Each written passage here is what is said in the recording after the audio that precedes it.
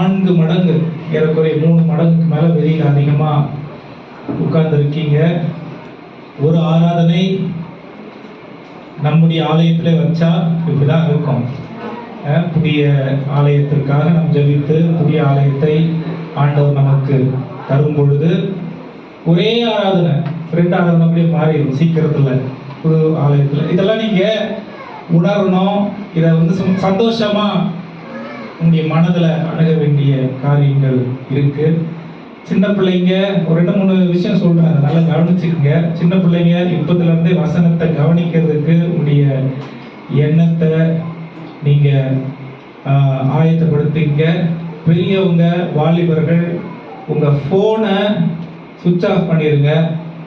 ஏன்னா வசனம் உள்ள போகாத இருக்கிறதுக்கு அடைக்கப்படுகிற வாசல் உங்க போன் தான், வேற எதுவுமே கிடையாது.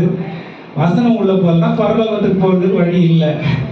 பரலோகத்துக்கு போறதுக்கு ஒரே வழி தேவனுடைய வார்த்தை. இன்னைக்கு ரொம்ப முக்கியமான ஒரு சத்தியத்தை உங்களுக்கு சொல்ல விரும்புகிறேன். அதனால நீங்க, எனக்கு ரொம்ப சந்தோஷம், நிறைய மாற்றங்களை நம்முடைய ஆலயத்தில் பார்க்க முடியுது. சொல்றது அப்படியே கேட்குற அளவுக்கு பிள்ளைகள் எல்லாம் மாறிட்டு இருக்காங்க. ரொம்ப சந்தோஷமா இருக்கு. அவன் நீ கேட்குற பிள்ளைகளா மட்டும் இருந்துடக்கூடாது. சொல்றதை கேட்கறது ஒரு படி, அப்புறம் அதை அப்படியே அதை கேட்டு அதன்படி அப்படியே செயல்படும் பொழுதுதான் அதனுடைய ஆசீர்வாதங்களை வாழ்க்கையில பார்க்க முடியும். நீங்க எவரும் கேட்டு கேட்டு அப்படியே இருக்கிறது விஷயம், நான் கேட்டுக்கிட்டேன் ஒன்றும் மாற்றம் வராது. கேட்டு அப்படியே அதுக்கு கீழ்ப்படிகிறது 2வது படி. அதனுடைய நிறைவான ஆசீர்வாதத்தை அனுபவிக்கிறது தான் 3வது படி. அவன் இது எல்லாமே நம்ம சபையில நம்ம பார்க்கணும். எத்தனை பேருக்கு ஆசை இந்த மாதிரி நான் இருக்கணும்? அவன் வேற ஒருத்தவங்க இல்லைன்னா கூட எனக்கு பதட்டமா இருக்கணும். ஐயோ என் சபையில ஒரு ஆளு அப்படி இல்லையே அப்படின்னு உங்களுக்கு பதறணும். அவன் நம்ம அந்த அளவுக்கு தேவனுக்கு நம்முடைய வாழ்க்கையை ஒப்பு கொடுத்து ஒரு மனதோட தேவனுடைய ராஜ்யத்தை கட்டுகிறவர்களாய் நம்ம இருக்க நம்ம ஒப்பு கொடுக்கிறோம். அவன் எதுக்கு இது சொன்ன? நம்ம பிள்ளைங்க வசனத்தை கேட்க மனசை ஆயத்தப்படுத்தணும். வாலிப பிள்ளைகள், வயசானவங்க, அவன் நம்முடைய கவனம் முழுவதும் இங்க இருக்கணும். போன் யூஸ் பண்றதுக்கு தேவாலயம் இடம் கிடையாது. அல்லேலூயா. வசனம் கூட போன்ல பார்க்காதீங்க, பரவாயில்ல. அவன் சரி, கர்த்தருடைய வார்த்தைக்கு நேராக செல்வோம். கண்களை மூடி கர்த்தரை நோக்கி பார்க்கிறோம். நல்ல தகப்பனே, இந்த காலை வேளைக்காய் உமக்கு நன்றி செலுத்துகிறோம். இந்த பெரிய வெள்ளி ஆராதனை இதுவரைக்கும் கிருபையாய் நடத்தி வருகிற பாதைகளுக்காக நன்றி. அப்பா, எங்களுடைய இதயங்களை நீர் பூரணமாய் நல்ல நிலத்தை போல அப்பா உழுது அதை நீர் ஆயத்தப்படுத்தி வைத்திருக்கிற தயவுக்காக நன்றி. பரிசுத்த ஆவியானவர் எங்களுக்குள்ள நீங்க அதை செய்றீங்க. இன்றைக்கு விதைக்கப்படுகிற இந்த வசன விதை உள்ளத்திலே பூரணமாய் ஆண்டவரே நல்ல நிலத்தில் விதைக்கப்பட்டு அது 30, 60, 100 பலன் கொடுக்க கிருபை செய்யும்படியாய் ஜெபிக்கிறோம். தாழ்த்தி ஒப்பு கொடுக்கிறோம் இயேசுவின் நாமத்தில் பிதாவே, ஆமென். நிறைய வசனம் இன்னைக்கு மைண்ட்ல இருக்கு. எதை சொல்றது எதை விடுறதுன்னு எனக்கு தெரியல. ஆனா நேரத்தை நான் மனதில் கொள்வேன். ரொம்ப நேரம் எடுக்க எனக்கு விருப்பம் இல்லை. உங்களுடைய வேதத்தை லூக்கா எழுதின சுவிசேஷ புத்தகம் 23ஆம் அதிகாரம் 23ஆம் அதிகாரம்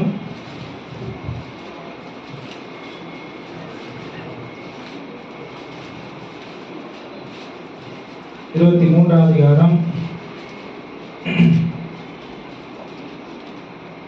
27ஆம் வசனத்திலிருந்து நம்ம வாசிக்க நம்முடைய கவனத்தை இன்றைக்கு நம்முடைய வாசிக்க வேணாம், நம்முடைய கவனத்தை அதற்குள்ளே கொண்டு வரலாம். 27, 28 வசனங்களை வாசிங்க. ಲೂಕನು ಬರೆದ ಸುವಾರ್ತೆ 23ನೇ ಅಧ್ಯಾಯ 27-28 ವಚನಗಳು.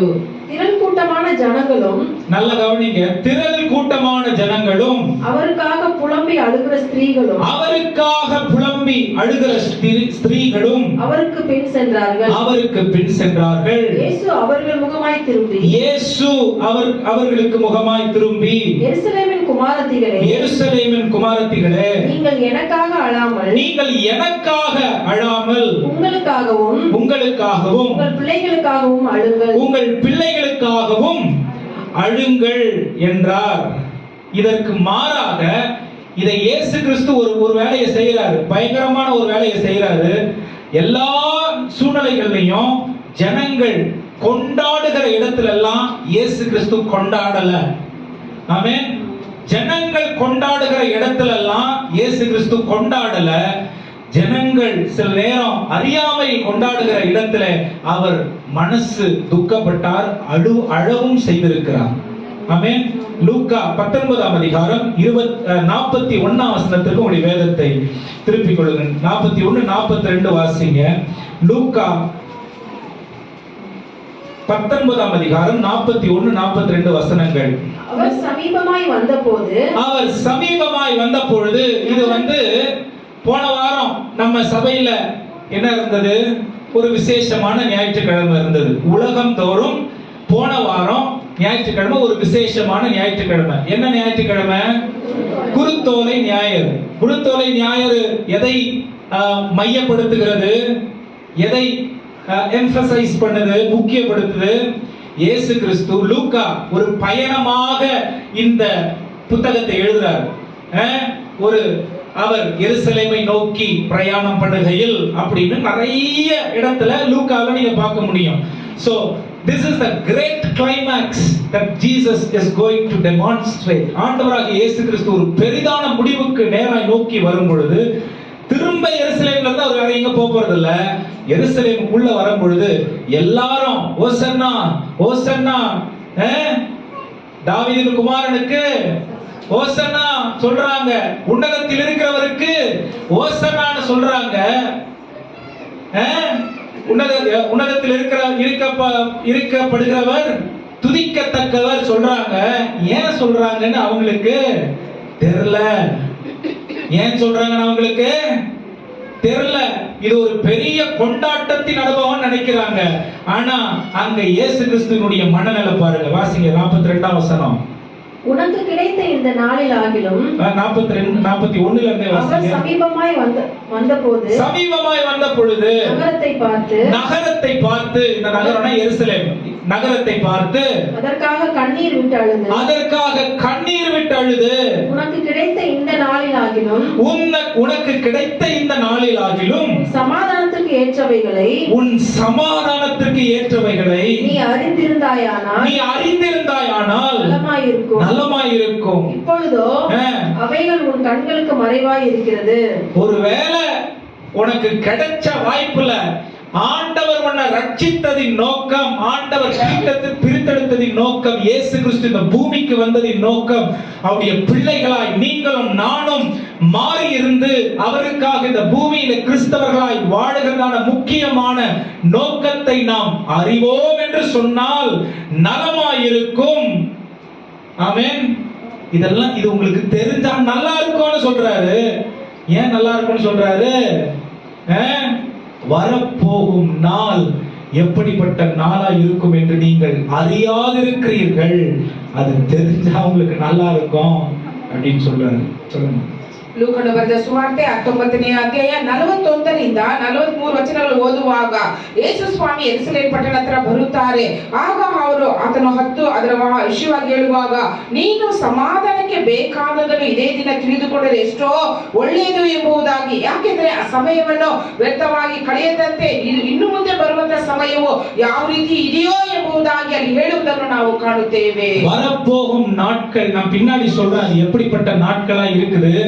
இன்னைக்கு நாம் இயேசுவை பின்பற்றி கிறிஸ்தவர்களாய் அவருக்காக வாழுகிற நம்முடைய எதிர்காலம் எப்படிப்பட்டதா இருக்கிறது, வசனம் நிறைவேறுதல் எப்படி உண்மையா இருக்குது, இயேசு கிறிஸ்து சொன்னது எப்படி நடந்துகிட்டு இருக்கு, எல்லாம் இன்னைக்கு பார்க்க போறோம். ஆமென். எத்தனை பேர் எத்தனை பேருக்கு ஆர்வமா இன்னைக்கு வசனத்தை கேட்கணும்னு ஆசை? ஆமென். பக்கத்துல பார்த்து சொல்லுங்க, தயவு செய்து தூங்காதீங்க. சர்ச்சு தூங்குறதுக்கு இடம் இல்ல. வீடு நைட்டு ஒரு 10 மணியோ காலையில 7 மணி வரைக்குமோ அதுதான் தூங்குறதுக்கு டைம். ஆமென். என்ன பண்றது, நிறைய நேரம் நம்முடைய தேவாலயம் வந்து ஒரு அமைதியா இருக்கு பாத்தீங்களா, அமைதியா இருந்தாலும் நம்ம தூக்கம் வருது. ஆமென். ஹல்லேலூயா. நான் வேற நேரத்துல வர மாட்டேங்குது, சர்ச்சில் மட்டும் வருது. எப்படி வருதுன்னு தெரியல. சரி, சந்தோஷம், அங்கேயாவது ஒரு நிம்மதி இருக்குன்னு தூங்குறீங்களே. ஆனா தூங்க கூடாது சர்ச்சில். சரி, என்னுடைய முழு கவனமும் இந்த 23ஆம் அதிகாரம் அதை நோக்கி 26ஆம் வசனத்திலிருந்து இருக்கும். ஆண்டவராக இயேசு கிறிஸ்து ஒரு சில ஸ்திரீகளை பார்த்து என்ன சொல்றாருன்னா, நீங்க எனக்காக அழாதீங்க, உங்களுக்காகவும் உங்களுடைய பிள்ளைகளுக்காகவும் அழுங்கன்னு சொல்றாரு. ஆமென். இது ரொம்ப முக்கியமான ஒரு ஸ்டேட்மெண்ட். ஏன் இதை சொல்றாரு தெரியுங்களா? 7 வார்த்தைய சபைகள்ல ஒரு என்ன சொல்றது முக்கியப்படுத்தி இந்த 7 வார்த்தைகளை பேசுவாங்க. 7 வார்த்தைகள் ஆங்காங்கே இருக்கிற வார்த்தைகளை கோர்வைப்படுத்தி பேசுவாங்க. இயேசு கிறிஸ்துவினுடைய கடைசி கவன ஈர்ப்பு, இயேசு கிறிஸ்துவினுடைய கடைசி பிரசங்கம், சிலுவையை சுமந்து கொண்டு அவர் மேல கொல்கதா மலைக்கு ஏறும் பொழுதும் அவருடைய எண்ணம் ஜனங்களுக்கு என்னவா இருந்தது என்றதான ஒரு கோர்வையான முக்கியமான ஒரு சத்தியம் தான் இந்த 27ஆம் வசனத்திலிருந்து 31ஆம் வசனம் வரைக்கும் இருக்கு. ಲೂಕನ ಬರೆದ ಸುವಾರ್ತೆ 23ನೇ ಅಧ್ಯಾಯ 26ರಿಂದ ಈ ದಿನ ದೇವರ ಸಂದೇಶವನ್ನು ನೀಡುತ್ತೇವೆ. ಅದರಲ್ಲಿ ಆ ಸ್ತ್ರೀಯರ ಗುಂಪನ್ನು ನೋಡಿ ಯೇಸು ಸ್ವಾಮಿ ಹೇಳುತ್ತಾರೆ, ನೀವು ಗೋಳಾಡುವುದು ಬೇಡ, ಯಾಕಂದ್ರೆ ಯೆರೂಸಲೇಮಿನ ಸ್ತ್ರೀಯರೇ, ನನಗೋಸ್ಕರ ಅಳಬೇಡಿರಿ, ನಿಮಗೋಸ್ಕರವೂ ನಿಮ್ಮ ಮಕ್ಕಳಿಗೋಸ್ಕರವೂ ಅಳಿರಿ ಎಂಬುದಾಗಿ ಯಾವ ಸಂದರ್ಭದಲ್ಲಿ ಹೇಳುತ್ತಾರೆ? ಯೇಸು ಸ್ವಾಮಿ ಶಿಲುಬೆಯನ್ನು ಹೊತ್ತುಕೊಂಡು ಗೋಲ್ಗೊಥಾ ಆ ಒಂದು ಪರ್ವತಕ್ಕೆ ಹೋಗುವಾಗ ಆಗ ಹೇಳುವಂತ ವಾಕ್ಯಗಳು ಇದಾಗಿವೆ. ಆಮೆನ್. ஏன் அழக்கூடாது, ஏன் எனக்காக அழாதீங்கன்னு ஆண்டவர் சொல்றாருங்கிறத நான் முதல்ல சொல்றேன்.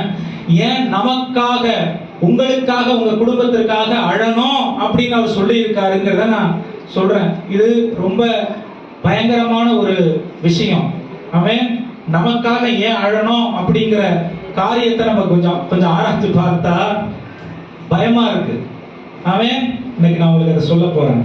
ನನಗೋಸ್ಕರ ಅಳಬೇಡಿರಿ, ನಿಮಗೋಸ್ಕರವೂ ನಿಮ್ಮ ಮಕ್ಕಳಿಗೋಸ್ಕರ ಅಳಿರಿ ಎಂಬುದು ವಾಕ್ಯವನ್ನು ನಿಮಗೆ ನಾವು ಈ ದಿನದಲ್ಲಿ ಹೇಳುತ್ತೇವೆ.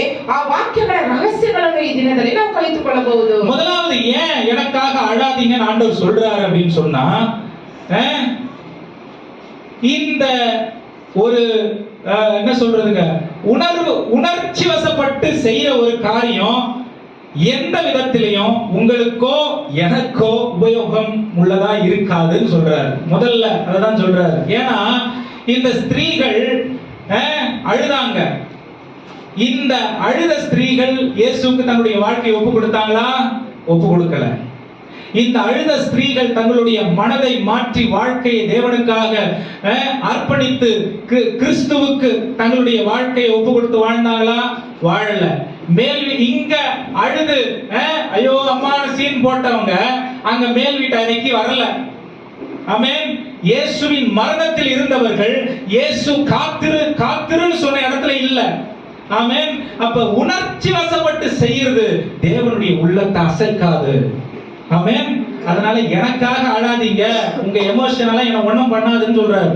ನನಗಾಗಿ ಅಳಬೇಡಿರಿ ಎಂಬುದಾಗಿ ಯಾಕೆ ಹೇಳಿದರು ಅಂದ್ರೆ, ನೋಡುವುದಾದ್ರೆ ಆ ಸ್ತ್ರೀಯರು ಬಂದ್ಬಿಟ್ಟು ಯೇಸು ಸ್ವಾಮಿ ಹೇಳಿದ್ರು, ಈ ಸ್ಥಳದಲ್ಲಿ ನನಗಾಗಿ ಕಾದಿರಿ ಎಂಬುದಾಗಿ, ನನಗಾಗಿ ಈ ಸ್ಥಳಕ್ಕೆ ಬನ್ನಿರಿ ಎಂಬುದಾಗಿ ಅಲ್ಲೆಲ್ಲ ಇರಲಿಲ್ಲ. ಆದ್ರೆ ಈಗ ಯೇಸು ಸ್ವಾಮಿ ಶಿಲುಬೆಯನ್ನು ಹೊತ್ತುಕೊಂಡು ಹೋಗುವಾಗ ಅಳುವಾಗ ನನಗೋಸ್ಕರ ನೀವು ಅಳಬೇಡಿರಿ ಎಂಬುದಾಗಿ ಹೇಳ್ತಾರೆ. ಮೊದಲನೇದಾಗಿ ಆತುರಪಟ್ಟು ಏನು ಕೆಲಸ ಈ ರೀತಿ ಮಾಡಬೇಡಿರಿ ಎಂಬುದಾಗಿ ಹೇಳುತ್ತಾರೆ. 2 சம்பவங்களை நான் சொல்றேன். முதல்ல என் நண்பன், என் ஃப்ரெண்டு ஒருத்தன் மார்ட்டின், கன்னியாகுமரிக்காரன், இங்க பிரியாவோட ஃப்ரெண்டும் கூட, வந்து ரொம்ப ஜோக் பண்ணுவான், நிறைய இதெல்லாம் பண்ணுவான். பாஸ்டர் இப்ப மலையாளம் பேசுற ஆட்கள் அவங்க சபையில நிறைய பேர் இருக்காங்க. ஏன்னா கன்னியாகுமரி மார்த்தாண்டங்கள்லாம் வந்து நிறைய மலையாளி கான்சென்ட்ரேட்டட் ஏரியா. அவன் வந்து அழுது ஜெபம் பண்ற மாதிரி, அவங்க ஜெபம் பண்ற மாதிரி சர்ச்சில் இங்க நாங்கெல்லாம் ஃப்ரெண்ட்ஸ் உட்காந்து அழும்போது உண்மையாவே எங்களுக்கு அழ வந்துடும். உண்மையாவே அவன் அழுதுதான் ஜெபம் பண்றான்னு நினைச்சு அவன் ஜெபம் பண்ற அந்த உணர்ச்சியை பார்க்கும்போது எங்களுக்கெல்லாம் திடீர்னு நல்லா பேசி சிரிச்சுக்கிட்டு இருக்கிற எங்களுக்கு வந்து அழ வந்துடும். அப்படி ஒரு சூழ்நிலைய அந்த ஒரு உணர்ச்சி மாற்றி விடும். அப்புறம் சிரிச்சு கையை தட்டி இப்படிதான் வந்து நான் நிறைய இடத்துல செஞ்சுக்கிட்டு இருக்காங்க அப்படிங்கிறத சொல்லுவான். ஒரே என்னடா இது, உண்மையாதான் அழுது ஜெபம் பண்றானோ அப்படின்னு நினைச்சு, அப்ப ஏன் இயேசு கிறிஸ்து இதை சொல்றாருன்னா, சிலுவையை குறித்ததான உணர்வு அந்த எருசலேம் குமாரத்திகளுக்கு இல்லை. ஆமென். சிலுவை குறித்ததான வெளிப்பாடு இல்ல. அதனால என்ன சொல்றாருன்னா, அழாத, எனக்காக அழாத, ஒரு மரணத்தை, ஐயோ ஒரு நல்ல மனுஷனை அடிக்கிறாங்களேன்ற உணர்வு புரியுது, அதுக்காக நீங்க அழாதீங்க. ஆனா நிதானிச்சு இந்த மனுஷன், இந்த தெய்வம் செய்யக்கூடிய காரியம் என்னவா இருக்குமோ என்ற புரிதலை உங்களுடைய வாழ்க்கைக்கு நீங்க கொண்டு வந்தா அது நலமா இருக்கும் அப்படின்னு சொல்லி அவர் எனக்காக அழாதீங்கன்னு சொல்றாரு. ನನಗಾಗಿ ಹಡಬೇಡಿರಿ ಎಂಬುದಾಗಿ ಯಾಕೆ ಸ್ತ್ರೀಯರ ಬಳಿಗೆ ಹೇಳಿದರೆಂದ್ರೆ, ಶಿಲುಬೆಯ ಕುರಿತು ಅವರಿಗೆ ಆ ಗ್ರಹಿಕೆ ಇರಲಿಲ್ಲ, ಶಿಲುಬೆಯನ್ನು ಪ್ರಕಟಪಡಿಸುವಂತ ಗ್ರಹಿಕೆಯು ಅವರಿಗೆ ಇರಲಿಲ್ಲ. ಆದ್ದರಿಂದ ಆತನು ಹೇಳುತ್ತಾರೆ, ನನಗೋಸ್ಕರ ಅಳಬೇಡಿರಿ ಎಂಬುದಾಗಿ. இரண்டாவது ஒரு காரியம், ஏன் ஆண்டவர் எனக்காக அழாதீங்கன்னு சொல்றாருன்னா, இயேசு கிறிஸ்து இவைகளை எல்லாம் அனுபவிக்க போகிறார், இதெல்லாம் அவர் நிறைவேற்றணும்ங்கிறத அவர் நன்றாய் அறிந்திருந்த தேவனாய் இருந்தார். ஆமென். ஒண்ணு தெரிஞ்சாழணும், இல்லனா கேட்டு தெரிஞ்சுக்கணும். ஏன் இயேசுவே இந்த காரியத்தெல்லாம் நீங்க செய்யணும், கேட்டு தெரிஞ்சுக்கணும், இல்ல தெரிஞ்சுக்கிட்டு அழணும். இங்க ரெண்டுமே இல்ல. அப்படியே வழிபோக்கர்களா இருக்காங்க. நம்ம வீட்டு அக்கம் பக்கத்துல கூட இது நடக்கிற ஒரு காரியம் தான். ஒரு சாவு நம்ம வாழ்ற வட்டாரத்துல ஏற்பட்டுச்சுன்னா என்ன பண்ணுவோம்? அன்னைக்கு வரைக்கும் அலோ கூட சொல்லியிருக்க மாட்டோம். ஆனா அன்னைக்கு ஒரு மாலையை வாங்கிட்டு போயிட்டு ஒரு சம்பந்தமும் இருந்திருக்காது. சில நேரம் சண்டை, பயங்கர சண்டை, அடித்தடி இருக்கும். ஆனா போய் அங்க அந்த குடும்பத்து கூட என்ன பண்றது? கண்ணீர் வடிக்கிறது. ஒரு உறவும் கிடையாது. ஆனா ஏன் ஒரு சாவு வீட்டுக்கு போனா எல்லாரும் வர்றாங்க, எனக்கு வந்துருது. ஆமென். இது எப்படியாப்பட்ட அழுகை தெரியுமா? சாமுவேல் ராமாவுல அவருடைய தீர்க்க தரிசன பள்ளியை வச்சிருந்தார். தாவீது ஓடி போய் சாமுவேலுடைய தீர்க்க தரிசன பள்ளியில ஒளிஞ்சுக்கிறாரு. அங்க உள்ள போனா பிடிக்க வர 2 முறை போர் சேவகர்கள் வராங்க. பிடிக்க வரும்பொழுது அந்த சூழ்நிலையில தீர்க்க தரிசனம் சொன்ன ஆட்கள் வர, போர் சேவகர்கள் ஒரு சம்பந்தமும் கிடையாது, தீர்க்க தரிசி கிடையாது, ஒண்ணும் கிடையாது. உள்ள வந்தா தீர்க்க தரிசனம். ஆமென். தாவீது தீர்க்க தரிசனம், இவரு தீர்க்க தரிசனம், பின்னால வரவரெல்லாம் தீர்க்க தரிசனம். ஏன்? சூழல் அந்த மாதிரி இருக்கு, உணர்ச்சி அந்த மாதிரி வருது. ஆனா உறவு இல்ல. இயேசுவோடு உறவில்லாமலும் நாம் உணர்ச்சி வசப்பட்டு அழலாம். இயேசுவினுடைய ரத்தம் சிந்துதல், அவருடைய தியாகம், அவருடைய என்ன சொல்றதுங்க, ஒடுக்கப்படுதல் தெரியாம கூட இயேசுவுக்காக வாழலாம். கிறிஸ்தவர்களா பூமியில வாழலாம். ஆனா ஆண்டவர் இன்னைக்கு நம்ம கிட்ட கேட்கிற காரியம் என்ன தெரியுமா? தெரியாம சிலுவையை பார்த்து ஐயோ அப்படின்னு அழவேனா, அந்த சிலுவையிலே உனக்காக நான் செய்த காரியத்தை நினைச்சு புரிந்து கொண்டு உண்மையாய் அறிந்து கொண்டு அந்த காரியத்தை நீங்க செய்தா நலமா இருக்கும்னு சொல்றாரு. ಯಾಕೆ ನನಗಾಗಿ ಅಳಬೇಡಿರಿ ಎಂಬುದಾಗಿ ಹೇಳುತ್ತಾರೆ ಎಂಬುದಾಗಿ 2ನೇ ಸೂಚನೆ ನೋಡುವುದಾದರೆ, ಅವರು ಹೇಳುತ್ತಾರೆ, ನಾನು ಶಿಲುಬೆಯಲ್ಲಿ ಪಟ್ಟ ಬಾಧೆಗಳನ್ನು ನೆನೆಸಿ ನೀವು ನನಗಾಗಿ ಅಳದೆ ನಿಮಗಾಗಿ ಅಳಿರಿ ಎಂಬುದಾಗಿ ನಾವು ಸಾಮುವೇಲ ಪುಸ್ತಕದಲ್ಲಿ ನೋಡುತ್ತೇವೆ. ರಾಮದಲ್ಲಿ ಇರುವಾಗ ದಾವೀದನ ಹೋಗಿ ಅಲ್ಲಿ ಅಡಗಿಕೊಳ್ಳುತ್ತಾರೆ. ಅಲ್ಲಿ ಪ್ರವಾದನೆಯ ಮಂಡಳಿಯವರು ಅಲ್ಲಿ ಅಭಿಷೇಕದಿಂದ ಅನ್ಯ ಭಾಷೆಗಳಾಡುತ್ತಾ ಇರುತ್ತಾರೆ. ಆತನ ಅವರೊಟ್ಟಿಗೆ ಸೇರಿ ಆ ರೀತಿ ಪ್ರವಾದಿಸುವುದನ್ನು ನೋಡುತ್ತೇವೆ. ಇದು ಏನು ಎಂಬುದಾಗಿ ನೋಡುವುದಾದ್ರೆ, ತನ್ನನ್ನು ಆತುರವಾಗಿ ತನ್ನನ್ನು ಉಪಯೋಗಿಸಿಕೊಂಡು ಅವರೆಲ್ಲ ಮಾಡುತ್ತಾರೆ, ನಾನು ಮಾಡುತ್ತೇನೆ ಎಂಬುದಾಗಿ ಮಾಡುತ್ತಾರೆ. எத்தனை பேர் பேஷன் ஆஃப் கிரைஸ்ட் படம் பார்த்திருக்கீங்க? Passion of Christ, passion of Christ ரொம்ப பிரபலமா இருந்தது. உலகத்துல அதிகமா பார்க்கப்பட்ட ஒரு படமா அதெல்லாம் நாங்க பார்க்க மாட்டோம். அப்படி பார்க்காதீங்க. ரொம்ப நல்லவங்க மாதிரி படமா, ஐயோ படம், அதெல்லாம் நாங்க கிறிஸ்தவர்கள். ஆமென். போனை வாங்கி பார்த்தா தான் தெரியும் எத்தனை நெட்ஃப்ளிக்ஸ் இருக்கு, சன் நெக்ஸ்ட் இருக்கு எல்லாம். ஏன் இதை சொல்றேன்னா, நம்ம ஆலயத்துல கூட நம்ம பெரிய சபை அங்க பக்கத்துல நம்ம கிரவுண்ட்ல எல்லாம் பார்த்துருக்கிறோம். இயேசு கிறிஸ்துவ சிலுவையில அறையிற மாதிரி பார்க்கும்பொழுது அப்படியே ஓன அழுவுறது. அடுத்த செகண்ட் சினிமா பார்த்துட்டு வந்துடுறோம். கேஜிஎஃப்ல இருந்து வரோன்னு வைங்களேன், ஆலமரத்துல ஒரு இடத்துல நிக்க வச்சுட்டு ஐஸ்கிரீம் வாங்கி சாப்பிட்டு பிரியாணி சாப்பிட்டு, ஏன் அந்த இடத்துல அந்த உணர்வு அந்த மாதிரி இருந்துச்சு. வெளியில வந்த உடனே அது அப்படியெல்லாம் ஆண்டவர் தேட வேணும், அப்படியெல்லாம் இயேசுவை அறிந்து கொள்ள வேண்டாம். அவர் தியாகம் பெருசு. ஆமென். அவர் செய்த காரியம் மிக மிக மிக மிக பெரிய ஒரு காரியம். கண்ணீரால் கட்டப்பட்ட ஒரு ராஜ்யமோ ஒரு விலைக்கிரயமோ இது இல்ல. ரத்தம் சிந்துதனால், பெரிய தியாகத்தினால், பெரிய விலைக்கிரயத்தினால் மீட்கப்பட்ட ஒரு சந்ததி, ஒரு பிள்ளைகளாய் நீங்களும் நான் இருக்கிறோம். ಯೇಸು ಸ್ವಾಮಿ ಬಾಧೆಗಳನ್ನು ಅನುಭವಿಸಿ ಶಿಲುಬೆ ಮೇಲೆ ಮಾಡಿದಂತ ತ್ಯಾಗವನ್ನು ನೆನೆಸಿ ನಾವು ಅಳುವುದಾದರೆ ಅದು ಒಳ್ಳೆಯದು. ಆದರೆ ಸ್ವಲ್ಪ ಸಮಯ ಅದನ್ನು ನೋಡಿ ಅಳುತ್ತೇವೆ, ಹೊರಗೆ ಬಂದ ತಕ್ಷಣ ಅದನ್ನು ಮರೆತು ಹೋಗುತ್ತೇವೆ. ಅಂತ ಕಾರ್ಯಗಳು ನಮ್ಮಲ್ಲಿ ಇರಬಾರದು. ಆತನು ನಮಗಾಗಿ ಅನೇಕ ದೊಡ್ಡ ತ್ಯಾಗವನ್ನು ಮಾಡಿದ್ದಾರೆ. எத்தனை பேர் 11 மணிக்கு மேல உட்கார்ந்து சீரியல் பார்த்து அழுவுறீங்க? டெய்லி சில வீட்டுகளுக்கு போனா 11 மணிக்கெல்லாம் வராதீங்க ஐயா, வந்தா 8 மணிக்கு முன்னாடி வந்துருங்க, இல்லைன்னா சாயந்தரம் வந்து 4 மணி 5 மணிக்கு முன்னாடி வந்துருங்க. ஏன்னா நான் 5 மணிக்கு உட்காந்தேன்னா 11 மணி வரைக்கும் என்னை டிஸ்டர்ப் பண்ணக்கூடாது. ஏன்னா நான் அழுது தீக்கணும். ஆமென். எப்படி வருது இந்த அழ? எப்படி வருது இந்த அழ? ஆமென். ஏன் இதெல்லாம் நான் சொல்றேன் தெரியுமா? நிறைய பேரு ஆண்டவரே சில நேரம் யாருன்னு தெரியாம ஏதோ ஒரு உணர்ச்சினால கிறிஸ்தவர்களாய் கிறிஸ்துவுக்காக, அப்ப நம்முடைய புரிதல் எப்படிப்பட்டதா இருக்கு பாருங்க. இன்னைக்கு இதெல்லாம் மாறணும். இதெல்லாம் கிறிஸ்தவத்துல பெரிய மூட நம்பிக்கைகள், இதெல்லாம் மாறணும். ஆமென். அழக்கூடாதா? கண்டிப்பா அழணும். இன்னைக்கு கூட நான் அழுது தேவனை ஆராதிச்சேன். ஆமென். ஆனா அவர் சிலுவையில ஐயோ ரத்தம் சிந்துற மாதிரி ஆணி அடிக்கிற மாதிரி இல்ல, நான் இருக்க வேண்டிய இடத்தை அவர் எடுத்துக்கிட்டாரு. ஆமென். அவருடைய ராஜ்யத்துல எனக்கு சுதந்திரவாளியாகும் வாய்ப்பை அவருடைய ரத்தம் சிந்துதல் எனக்கு கொடுத்திருக்கு. எவ்வளவு பெரிய ஒரு பாக்கியம், such a privilege. அந்த பாக்கியத்தை நினைச்சா அழாம எப்படி அந்த ஆண்டவரை தேட முடியும்? ஆமென். என்னுடைய ஸ்தானம் இல்ல, எனக்கு பாக்கியம். ஹல்லேலூயா.